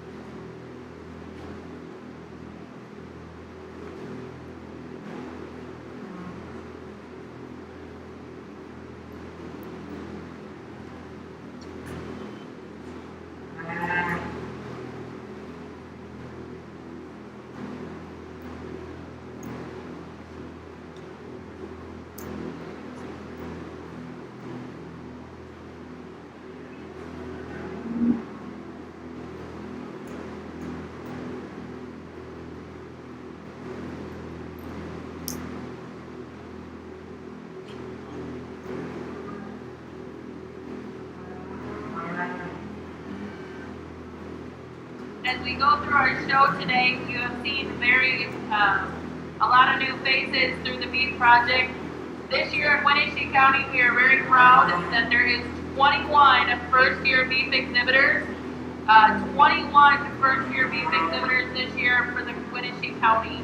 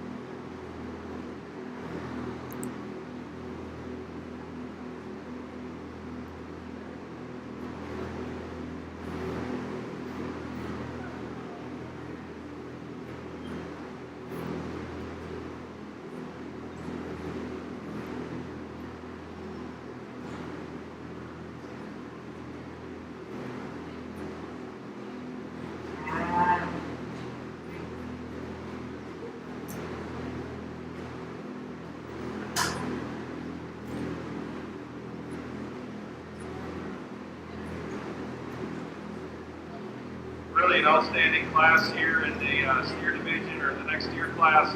A young lady brings a yellow, orange, smoky colored steer out here that I think excels the class in terms of quality and completeness. One that's tremendous in terms of his top shape. He's big hipped and he's bold and robust in terms of his shape and his body. One that you really like from the standpoint of eye appeal and balance though from the side. A lot of times when they get that stout and that heavy muscle and that big body and that right in terms of where they're at, they get a little bit plain and maybe a little bit unsound. He gets around the ring really well. He's not maybe perfect through his neck and dewlap or brisket. You'd like to just maybe trim that up a nickel. He's long enough neck, ties in smooth in his shoulder. Really a nice steer to start with. Really a high quality, complete one.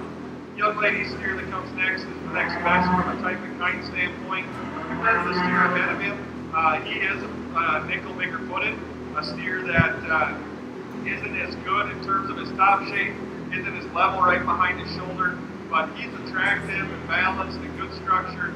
One that you really like for his added one bone. Really like that steer in terms of his handle. Just wish he was a nickel leveler, maybe a little older rib compared to the one that wins, but two nice steers at the top end. Young man steer that comes next is the next best from a type and kind standpoint. He's really level and correct, really strikes a good profile. Compared to the two ahead of him, he doesn't handle quite as expressive right behind his shoulder, and he's not quite as good in terms of his width at the ground compared to the two ahead of him. But he's the next best one, really a high quality cap for him as well.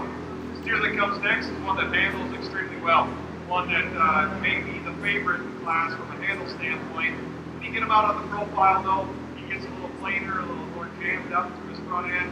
One that's not quite as good in terms of balance and eye appeal, and one that doesn't get around the ring as good as the three that come before him. But definitely a practical, heavy muscle, high quality steer for the young man. The steer that comes next of the remaining three steers is the next best handling one. He's got the most true on his shape to his top and down to his rump quarter compared to the two that are behind him. A steer that compared to the ones ahead of him just needs to be better in terms of look and balance. Really a nice practical steer for the young man as well. The steer that comes next, when you get right behind him, goes wide. But when you get your hands on him, you find that you're a little bit disappointed from a muscularity standpoint. He's really wide in terms of his width. Unfortunately, I think that width comes from added fat because he's pretty sludgy when you get your hands on him.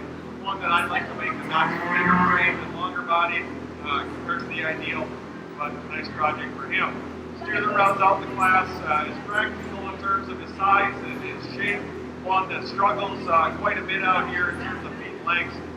You'd like to change that about him to get him up the line, but definitely a nice project for him. Let's congratulate all these steer exhibitors.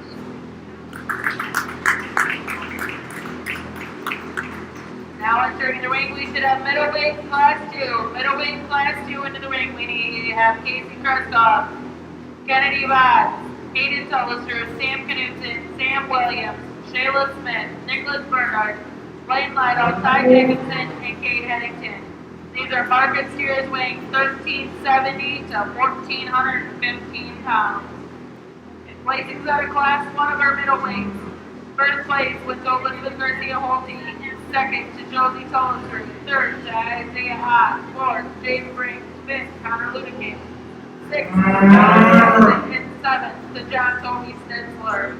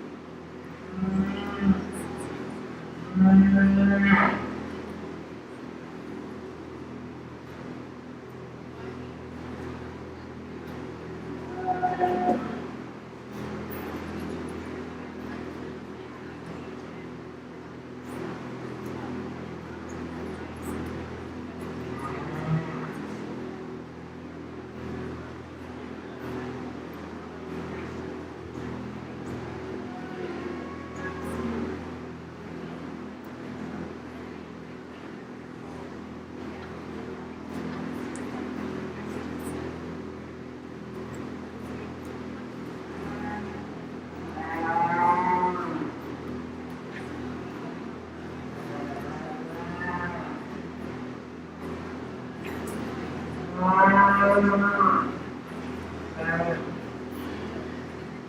like to take time to thank our sponsors today. We have Hudson Insurance Agency, Burning Rock Products, Community Church of Iowa, Breakfast Sales and Service, Raisin Sales and Service, Tiger Repair, Northeast Iowa Public, Winneshiek Trust, Carlin's Construction, Structural Contractors, Citizen Savings Bank, Farmers Even Construction, Winneshiek County Farm Bureau, Marty's Farm Growth, Overtime and Pioneer Seed, Viking State Bank, Farm Credit Services of America, Zachary Hardware, Austin Clinic, and Tullis Root, and Southwest County.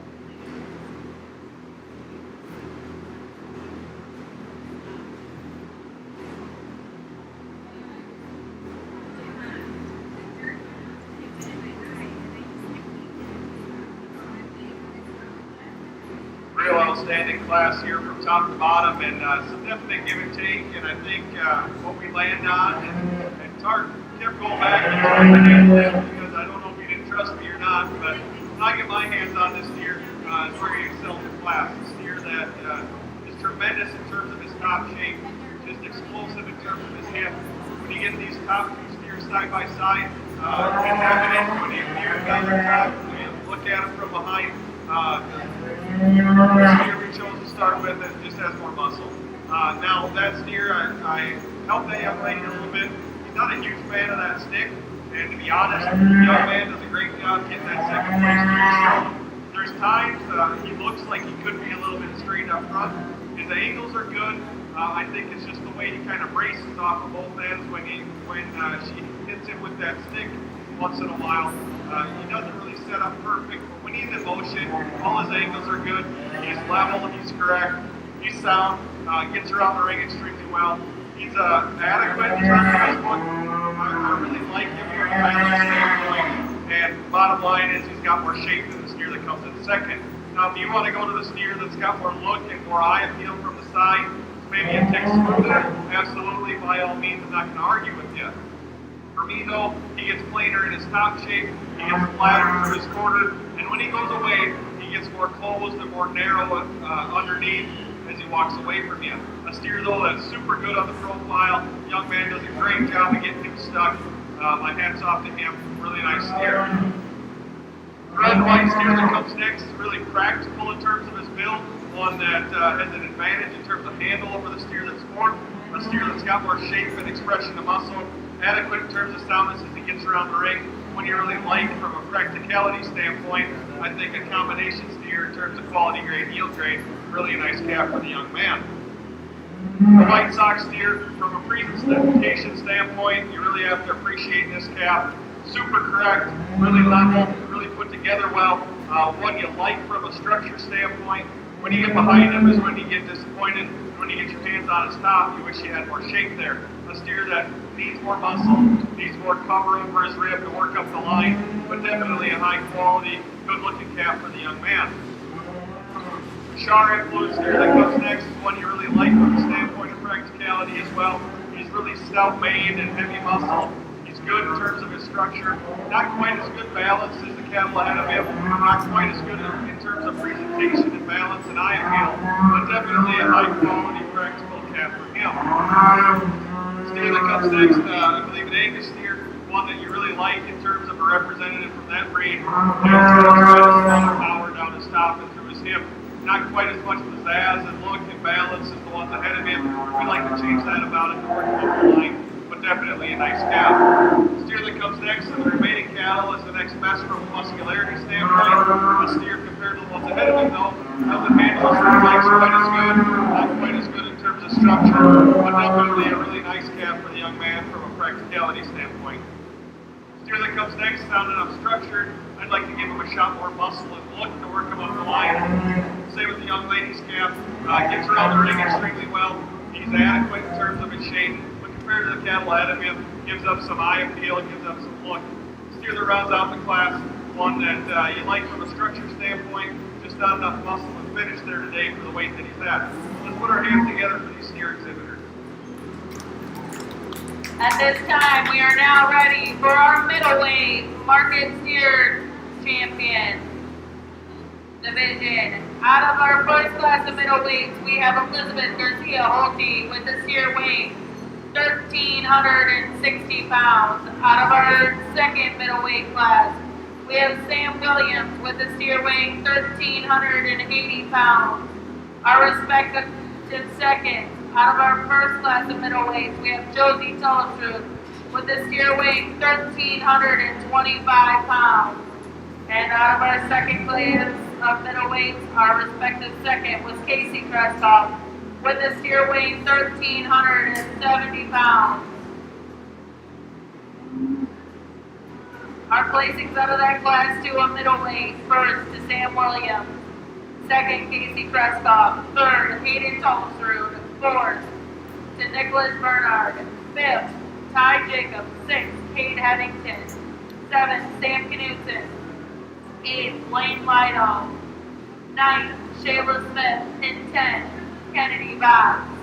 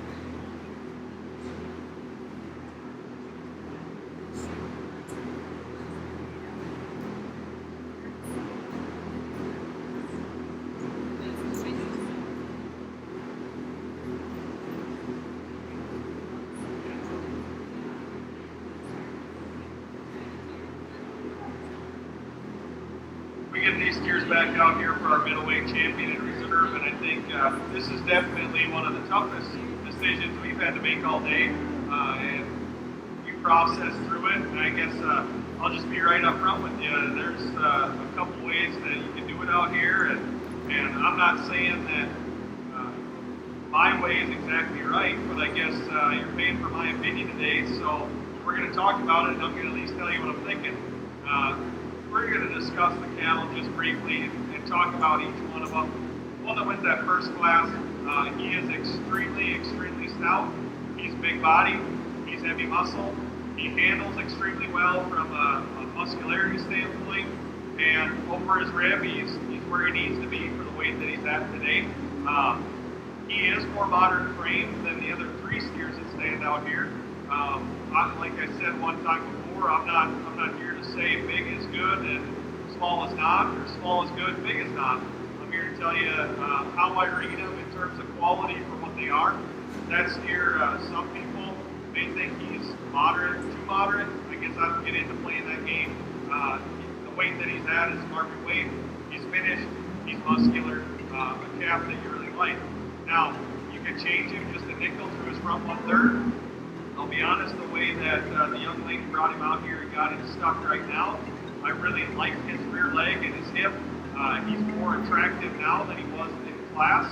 I really like that calf from a practicality standpoint. One out of that second class, that young lady comes out here and he's got a tremendous amount of shape to his top. He is a nickel bigger than the one in front of him. A steer that, in that regard, maybe gets a nickel lazy and soft right in the center portion of his top. A steer that, in motion, you really like him from a structure standpoint. He reaches, he flexes. When he stands, he gets a little bit lazy and starts to brace off of both ends a little bit, and it maybe throws his balance off a nickel. But we talked in class, you got those two steers next to each other side by side, and this one overpowers the black and white one that was behind him in class. The young lady's second place out of class 1 in the middleweight division here is real practical.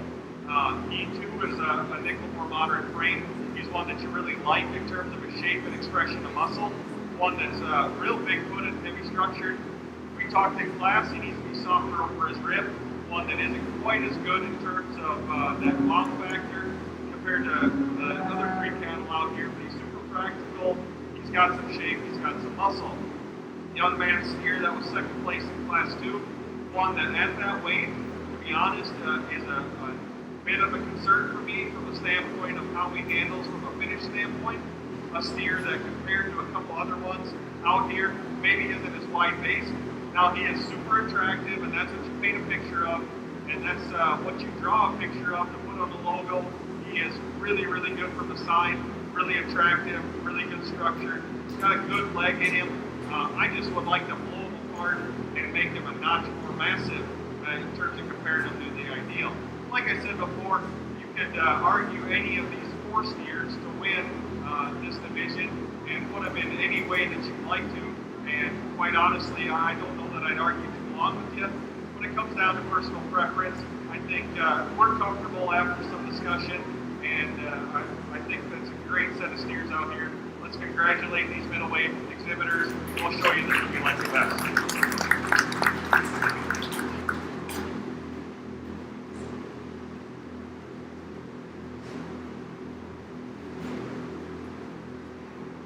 Your champion middleweight is exhibited by Sam Williams. And now brings Casey Kreskoff up into extension.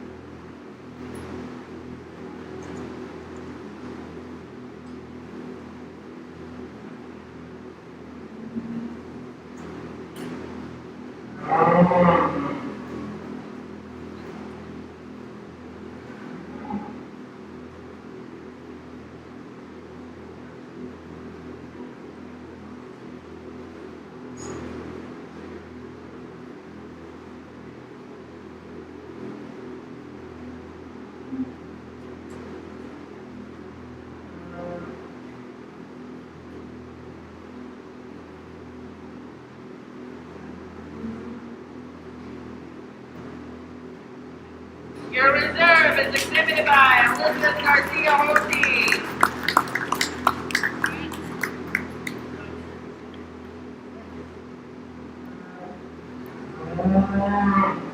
We'll do quick pictures under the banner and then we'll be into our heavyweight Martin Steer division. Now we will.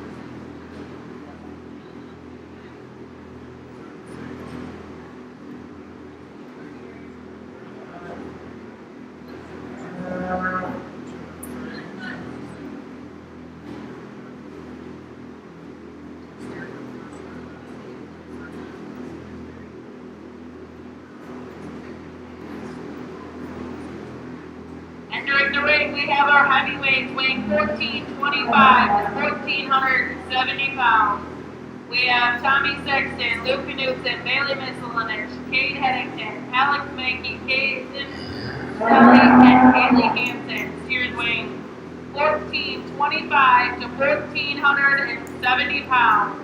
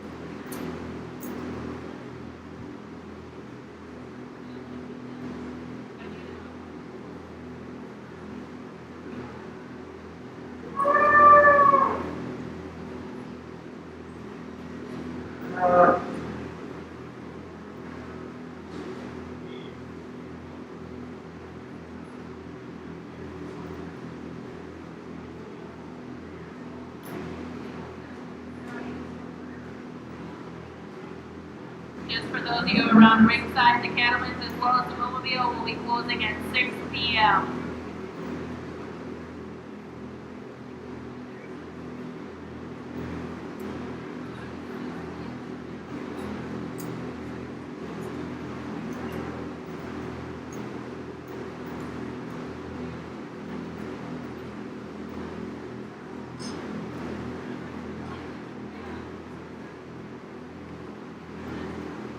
Really nice classes of steers here in the heavyweight division, and I think they kind of fall in line for us quite nicely. The young man steer rises to the top. There's a decision between these top two, and I think what it boils down to for us is Steer that wins has more shape right behind the shoulder. When he gets set on the profile, he's a nickel leveler or correct out of his hip. A steer that's more attractive up through his front 1/3 than the second place steer. One that you really like in terms of his structure and the way he gets around the ring. A steer that's adequate in terms of his finish. He's good in terms of his top shape. Really a nice place to start. The steer that comes next is super bold and robust. One you really like in terms of his body and his rib. One that you really like in terms of his shape as well. Where I fault him is I'd like to just trim him up a little bit. He gets a little bit coarse through his front 1/3. He gets a little bit wasty. One that handles not quite as firm and as expressive as the steer that wins. But definitely a nice one to go second. Real practical red steer to come next. Doesn't have the extra frills and pizzazz of the two ahead of him. But I think one that you really like in terms of his overall build. He's good in terms of his shape. He's adequate in terms of his finish. One that you really like from a practicality standpoint. Young lady steer that comes next is one that's definitely got some shape and got some expression of muscle. One that needs that extra look and balance compared to what's ahead of him. Definitely a nice calf for her. Young lady steer that one comes next you really like from a body standpoint. He's sound as he gets around the ring. He's just plainer in terms of his shape. He needs more muscularity to work him up the line. The steer that comes next has some extra shape. He's not soft enough over his rib as I handle him from a finish standpoint for the weight that he's at. But definitely a muscular one. Should be a good yield grade on that calf. 7 tall steer that rounds out the class. He's stout enough and got enough shape. He just struggles too much from a structure standpoint. He's really folded open in his shoulder, kind of restricted off of his rear too. It's a nice project for him. Let's put our hands together for these steer exhibitors. Now coming into the ring, we have heavyweight class 2, weighing 1,380 to 1,510 pounds. We have Andrew Potts, Bailey Misseledge, Brindley Linderbaum, Emily Houghton, Hannah Botts, Luke Stone, and Kyle Ludeking. Placings out of class 1 of our heavyweights. First went to Kate Headington, second Tommy Sexton, third Alex Mankey, fourth Bailey Misseledge, fifth Haley Hansen, 6th, Ruth Knudsen, and 7th, Kaden Schnelly. Attention bars, final class, heavyweight class 3.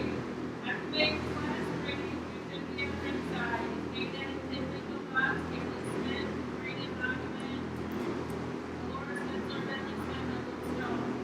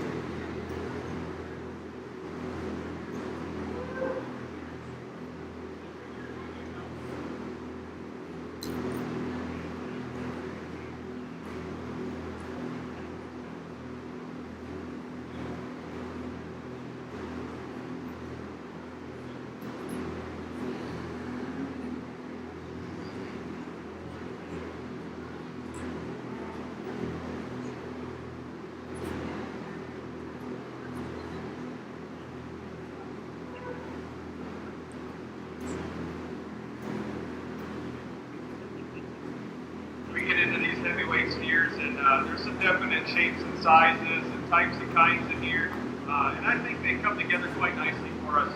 The young man steer that we chose to start with is the one that overwhelms you in terms of top shape and rump and muscle, one that you really like from the standpoint of muscularity and volume of muscle.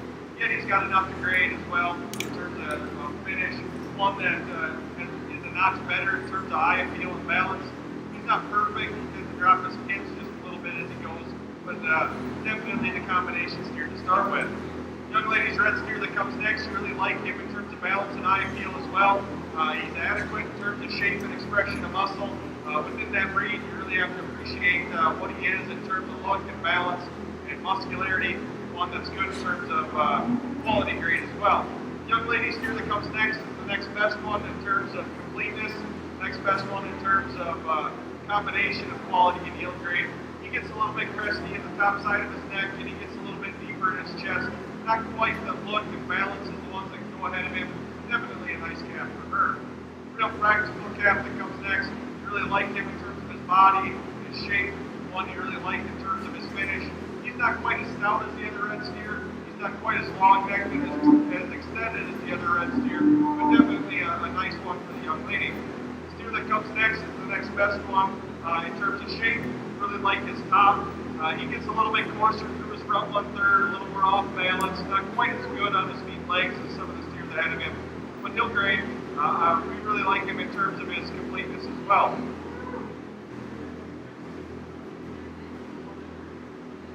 A little bit in terms of his finish for his weight. One that's not quite as heavy muscle as some of the other ones, not quite as deep bodied. We like to change him in that regard. But a sound structured calf, one that rounds out the class. He's got some muscle shape where I struggle with him is when I handle him over his rib. He gets pretty bare, and at this weight, that needs to be different in terms of a quality grade standpoint. Really nice class of steers. Let's put our hands together for him. Now entering the ring, we should have heavyweight class 3. Heavyweight class 3. We have Cade Eddington, Mitchell Botts, Kaylee Smith, Braden Hageman, and Laura Schnitzler, Bentley Smith, and Luke Stone. Steers weighing 1,540 to 1,590 pounds. Placings out of class 2 heavyweights. First to Andrew Ott. Second to Hannah Botts. Third, Bailey Misslinen. Fourth, Brinley Linderbaum. Fifth, Emily Houghton. Sixth, Luke Stone. And seventh to Connor Ludeking.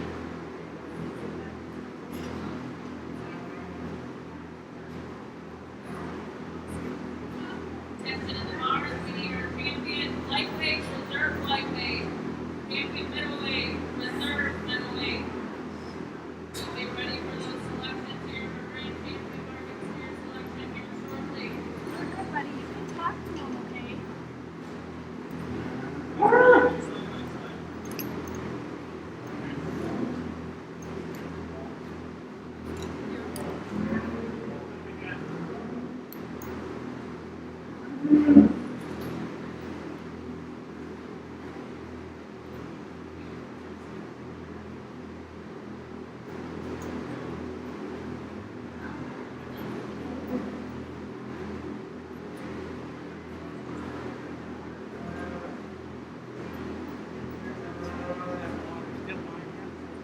Thank you.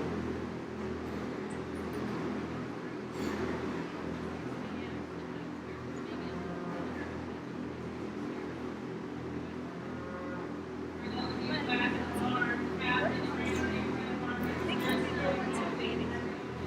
Especially for me, but Senior Vernon Enriquez and then senior uniform on your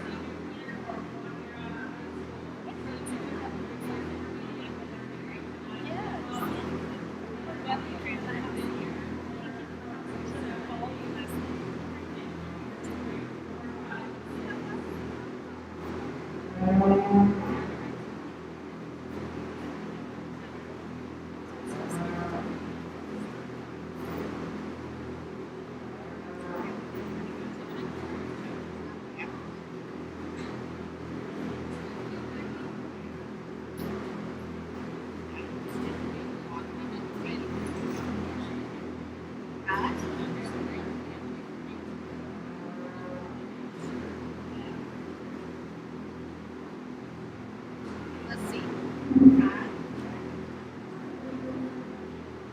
Yeah. Well, this, mine's clear. We have to find something here because I'd like to say, Sam. Sam. That's nice.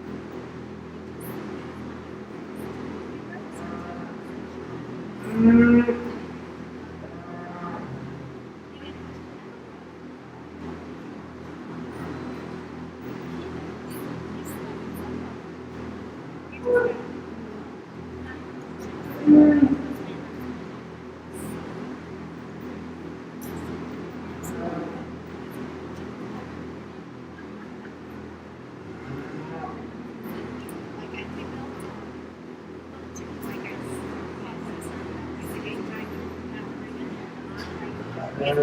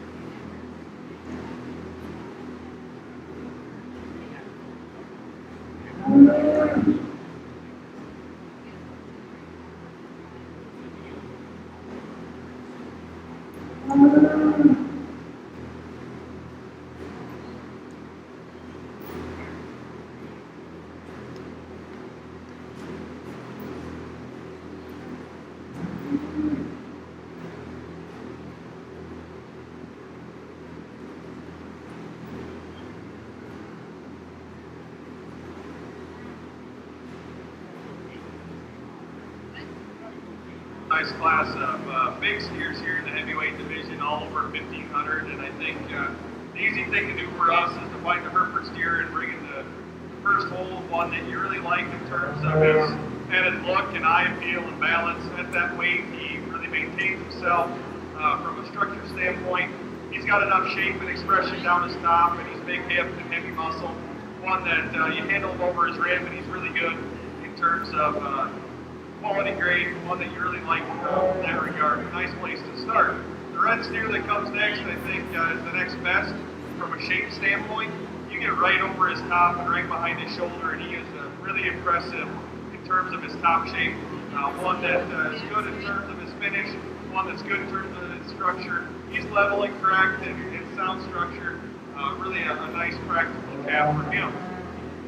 The Baldy that comes next is one that's the next best from a shape standpoint.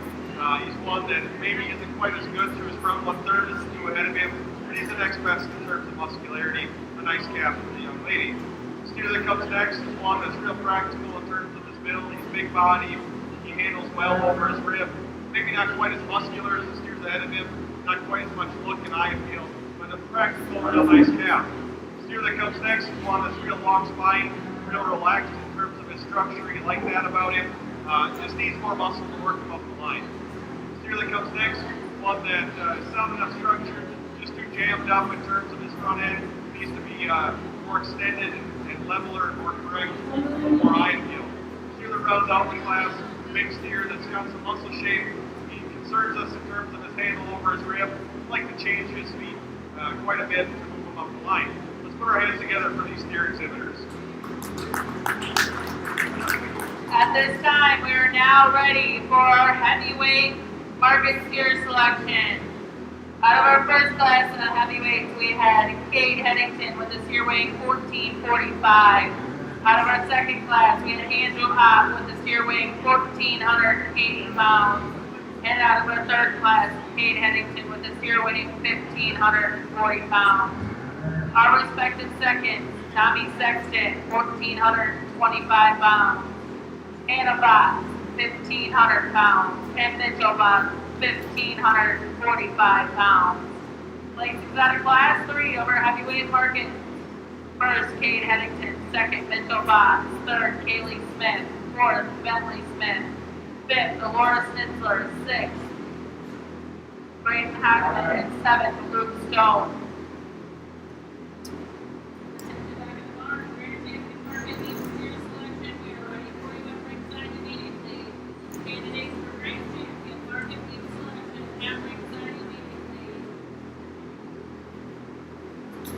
Immediately following our champion heavyweight and reserve, we will then go into our grand champion market beef steer selection.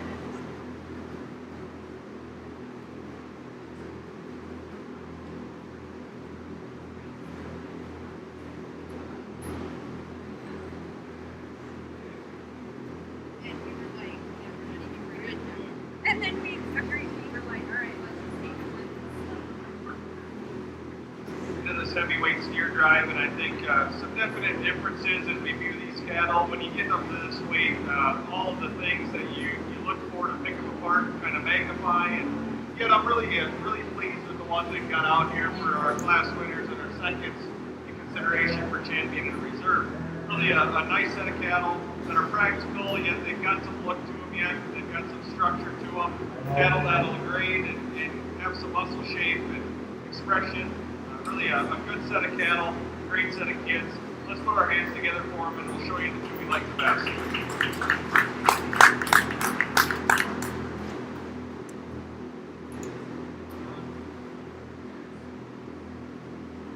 Your champion heavyweight is presented by Kate Headington. That now pulls in Tommy Sexton.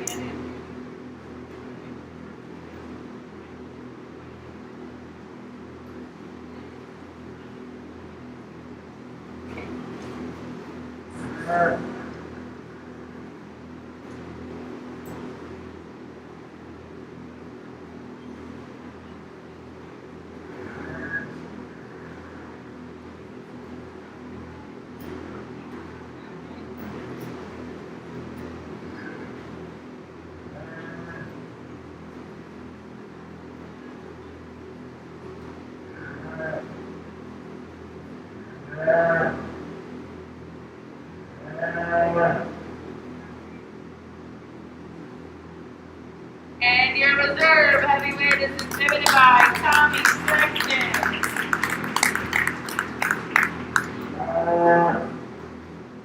We'll get a quick picture of those and we'll get into our grand champion market steer selection.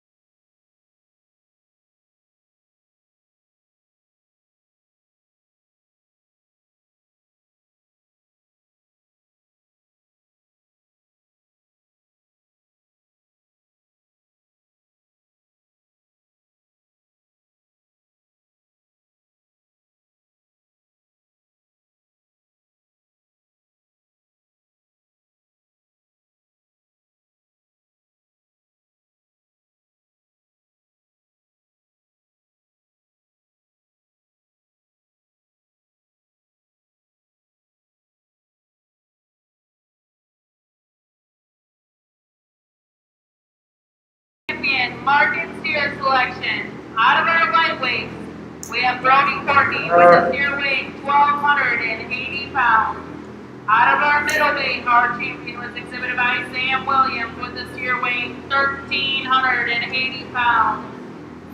Out of our heavyweight champion was exhibited by Kate Eddington with a steer weight 1,445 pounds. Our respective reserves, we have Juliana Wise, we have Elizabeth Garcia Holte, and Tommy Sexton.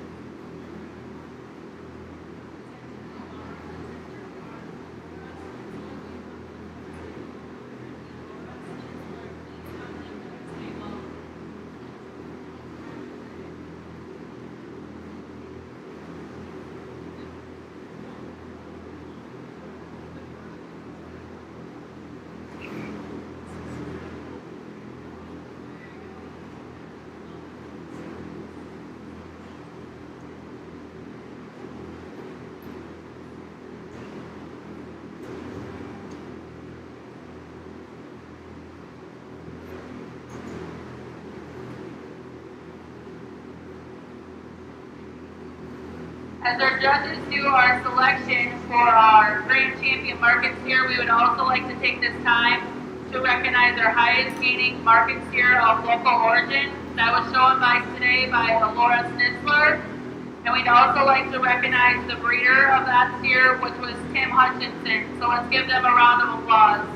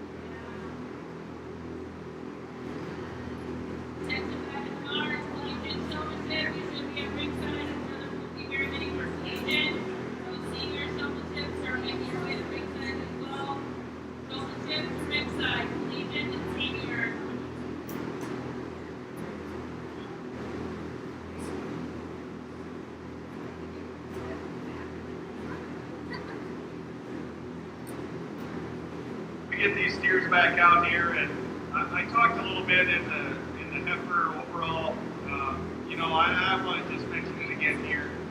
Quite honestly, with what's going on in the world, it's great to see this many kids stick with the project and come out here and do this long term and reach a goal, even though they didn't know that goal was going to be achievable because of the fact that who knows what was going to be able to be held here. I'm an A teacher, and more times than not, I deal with kids that don't have what these kids out here and the ones that are back in the barn possess. These kids had perseverance, dedication, hard work, determination, even though they didn't know exactly what the future brought, and that's huge. To be honest, I'm real proud of the kids and the parents that are the support people. Sometimes it's not parents, but I guess the people that help these kids get here and supported them every day. Like I said before, we got a group of cattle in the cooler at home, and we've got hogs on feed that were intended to show. And fortunately, we're going to get to Havre County Fair. Fortunately, we got to go to the Hereford Junior Nationals. Unfortunately for us, the best 3 red Angus heifers we've ever drug got to lay in the barn and not go to Junior Nationals this summer because it got canceled. That was tough. That's hard. It's hard to stay positive. It's hard to work hard every day because it does take hard work day in and day out to do this and do it right. So let's put our hands together for all of the steer exhibitors, all of the exhibitors that came today.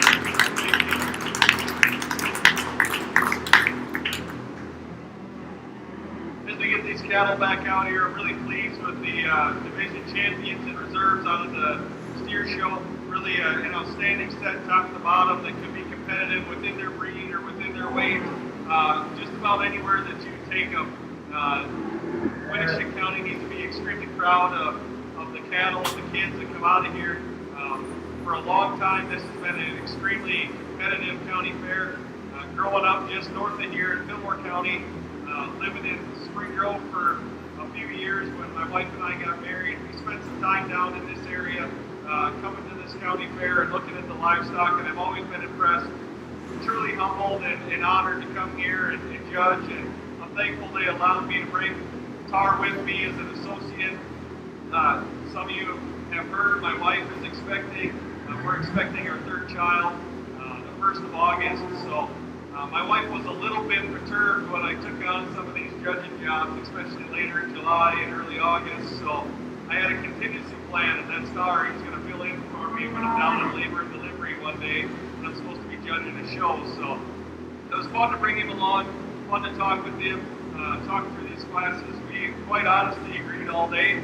A couple of things we discussed and talked about and we're comfortable with all day long. And I think there's some decisions to be made here at the steer show, quite honestly, and like I said before, it boils down to personal preference, and everybody's opinion matters. It's just today we get to have the last say in it. I'll say this, these steers are competitive. They can go anywhere and do very well. Really pleased with it. We're going to look at them one more time. We'll show you a pair of champions. Watch, put your hands together for all the steer exhibitors one more time.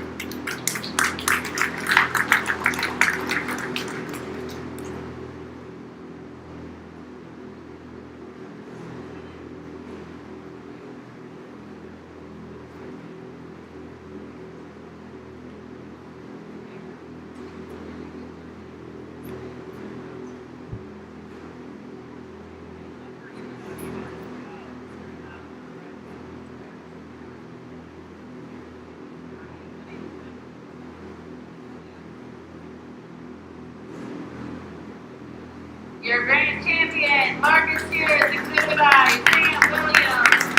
That now brings in Elizabeth Garcia Holty with a steer weighing 1,360 pounds.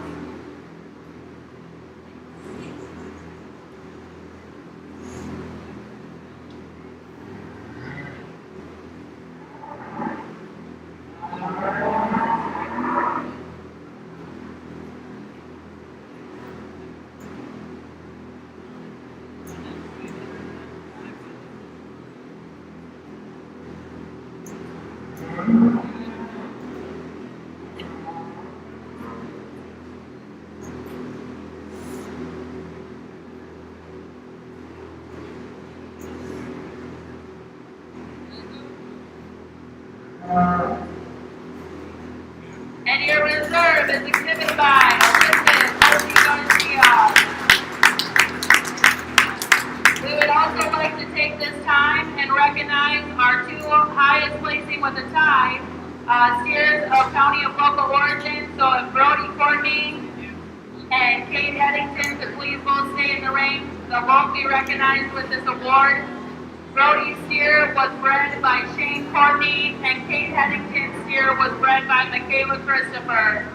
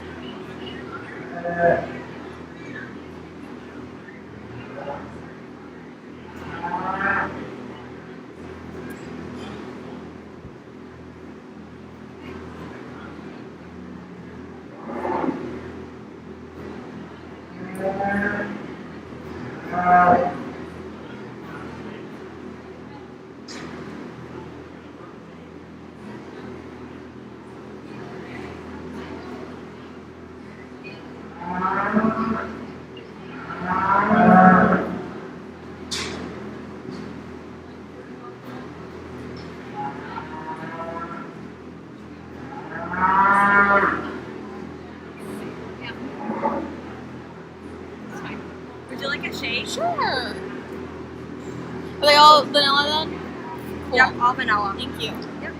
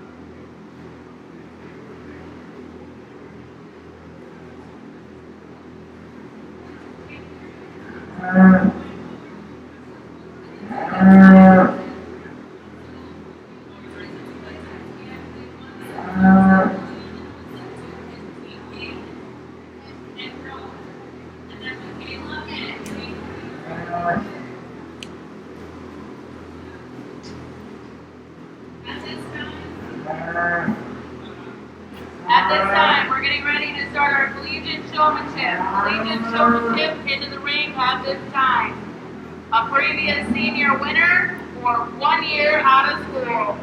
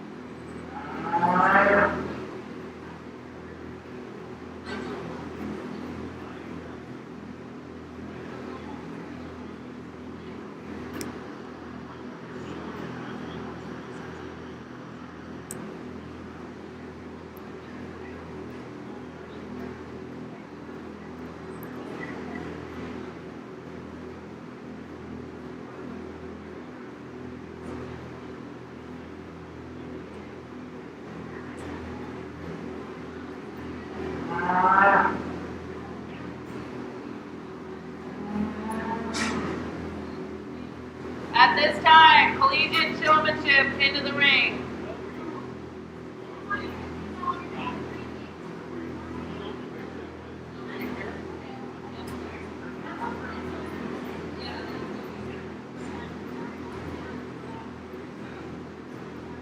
Collegiate showmanship into the ring at this time.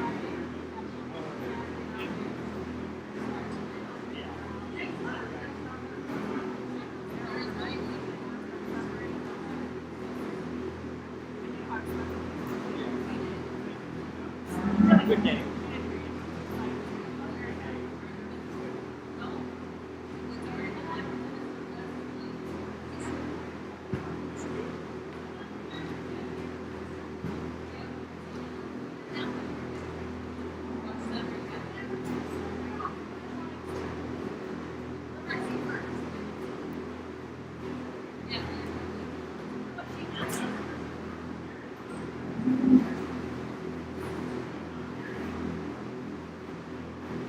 Attention Lawrence, senior showmanship, this is your final ball. Senior showmanship.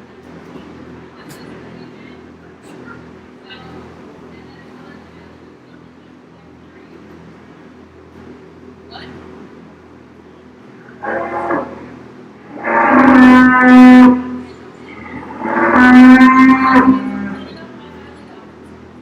I saw you with your mask on.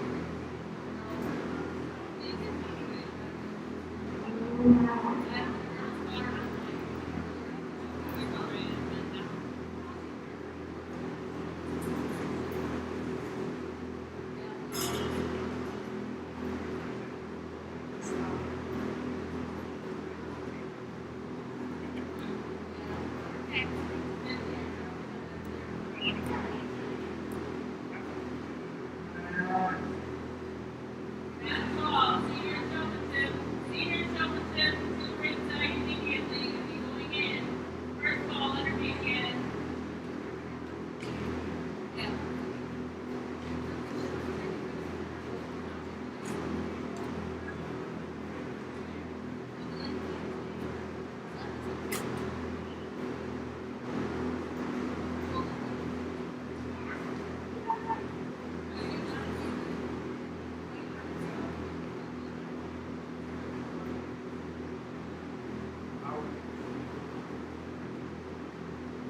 Nice group of collegiate showmen out here. I think they've done a really nice job getting their cattle set up and getting them around the ring. I won't waste your time. We've seen them all day, so I'll just go pick your Grand Reserve Championship.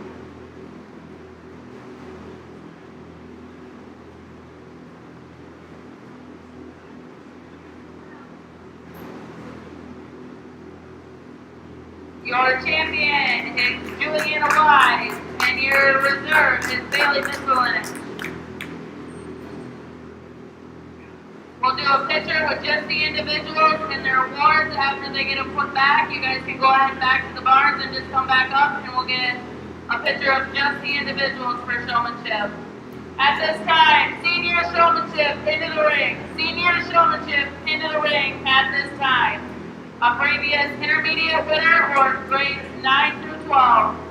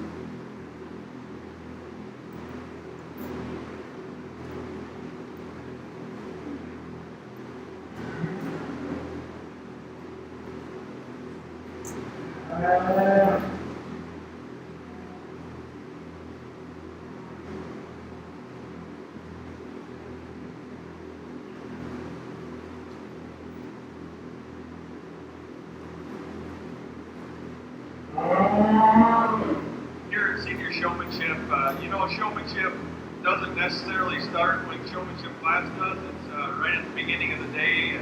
And quite honestly, when it gets to showmanship, it's the single most important thing in the ring. You can gain yourself a few spots, just get that animal presented right by coming in the ring and doing all the right things. And, a lot of it starts at home, and you can tell that all these kids have worked hard, and I commend all of them for coming back out for showmanship. That being said, we don't necessarily work them real hard when you come back out for showmanship because we kind of have their style pegged already from seeing them in the ring, and I guess I'll talk about a few things that we look for. First and foremost, the most important thing in showmanship is that you're cool and calm and collected. Somebody that gets nervous and gets worked up and gets too fidgety at times, that transfers right into that animal, and they don't stand real well. So I look for somebody, or we look for somebody that blends in, and you almost don't even notice that they're there. From there, it's real important that they walk their animal into place and have the feet set at all times. And by walking it into place, you stop them naturally. They look more comfortable. They look better. They profile just a notch better than stopping them and poking and prodding at legs to get them to move where you want them. So I think they're all doing a pretty good job of that. Out here, I think there's a few that maybe surface to the top as far as having their animal perfect every time, doing a few of the extra things, maybe pulling a tail or pushing a top down. Somebody that helps out in the ring, I think that's real important as well, to step out of your way to help your fellow exhibitor, because quite honestly, it's not necessarily about the ribbons that you win, it's about the friendships that you make as well, and working together is important in the show ring. So really a great set of kids out here, really do a nice job, and quite honestly, this top end is super competitive. So let's put our hands together for them, and we'll find you a top 3 here in the senior division.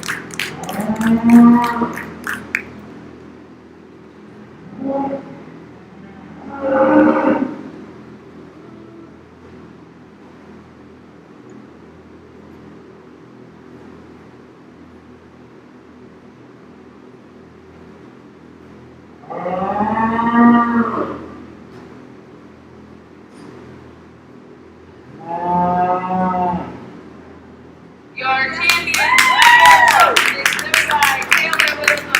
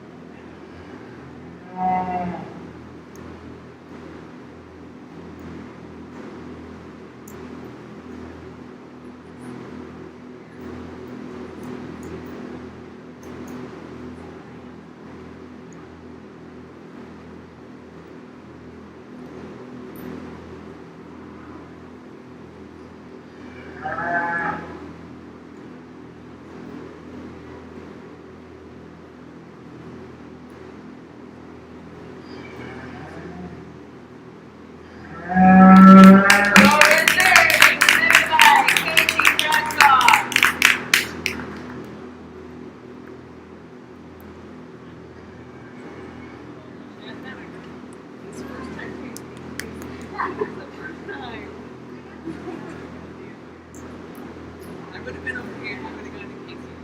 But okay.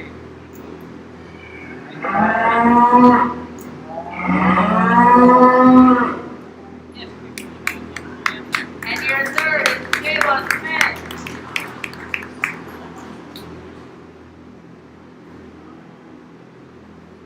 You guys can go ahead and take your animals back to the barn. The 3 showmanship winners will get a picture of you with your awards. Just the awards under the banner when you guys come back. At this time, we're now ready for intermediate showmanship. A previous junior winner or grades 7 and 8.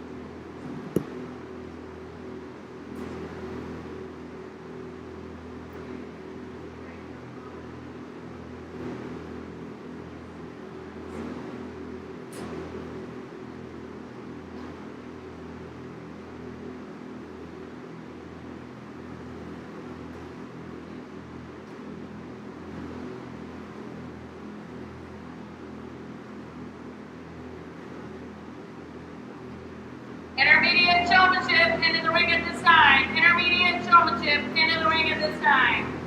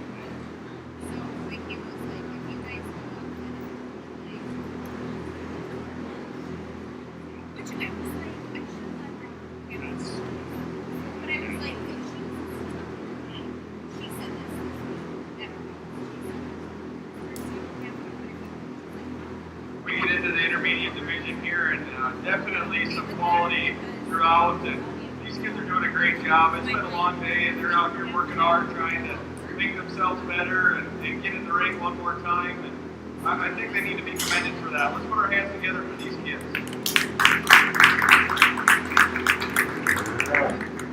So when it comes to showmanship, there's a couple of things. The kids that are really, really polished and do a good job, and they get them stuck every time.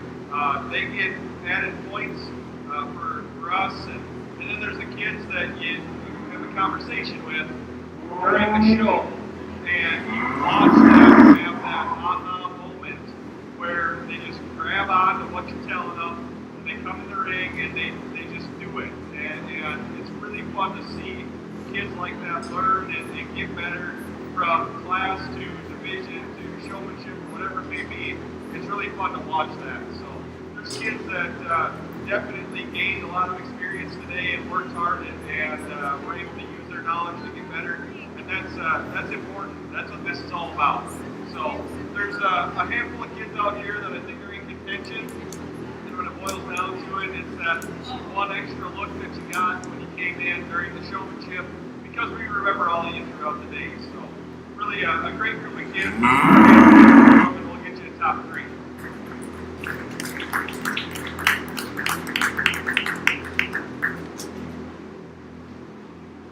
Your champion is Tommy Sexton.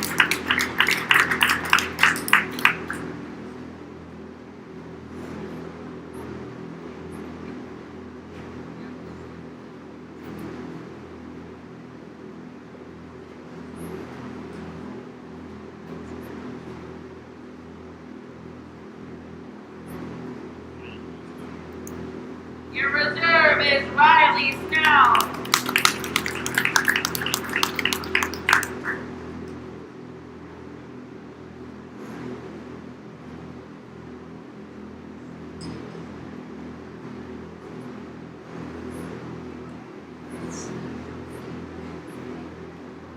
And your third is Derek P. Cutter.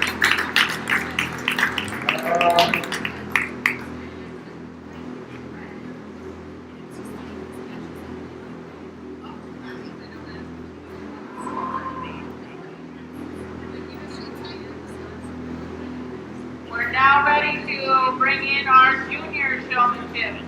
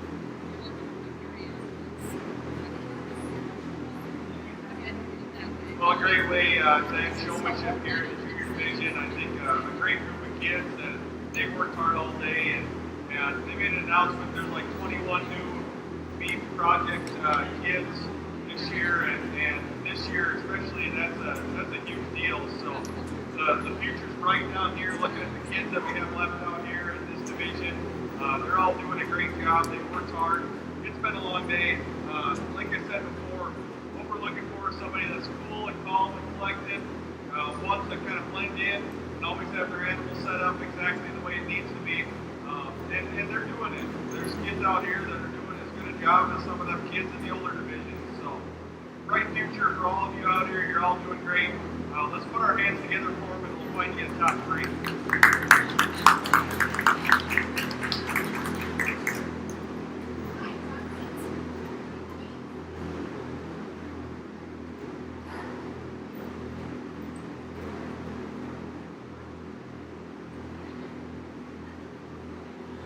Champion Junior Showman is Winneshiek.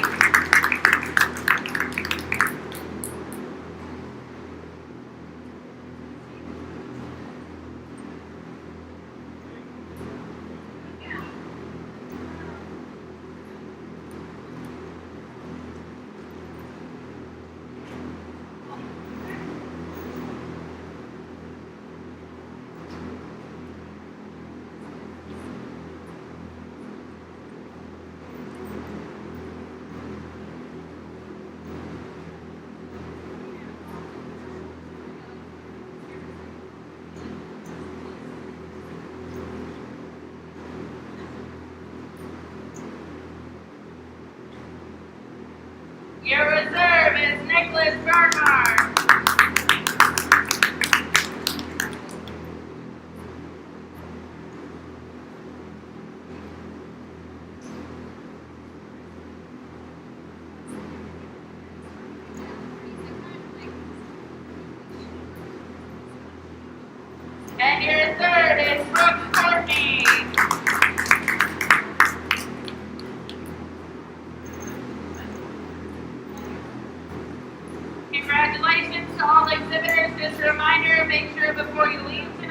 go clean up your stalling area.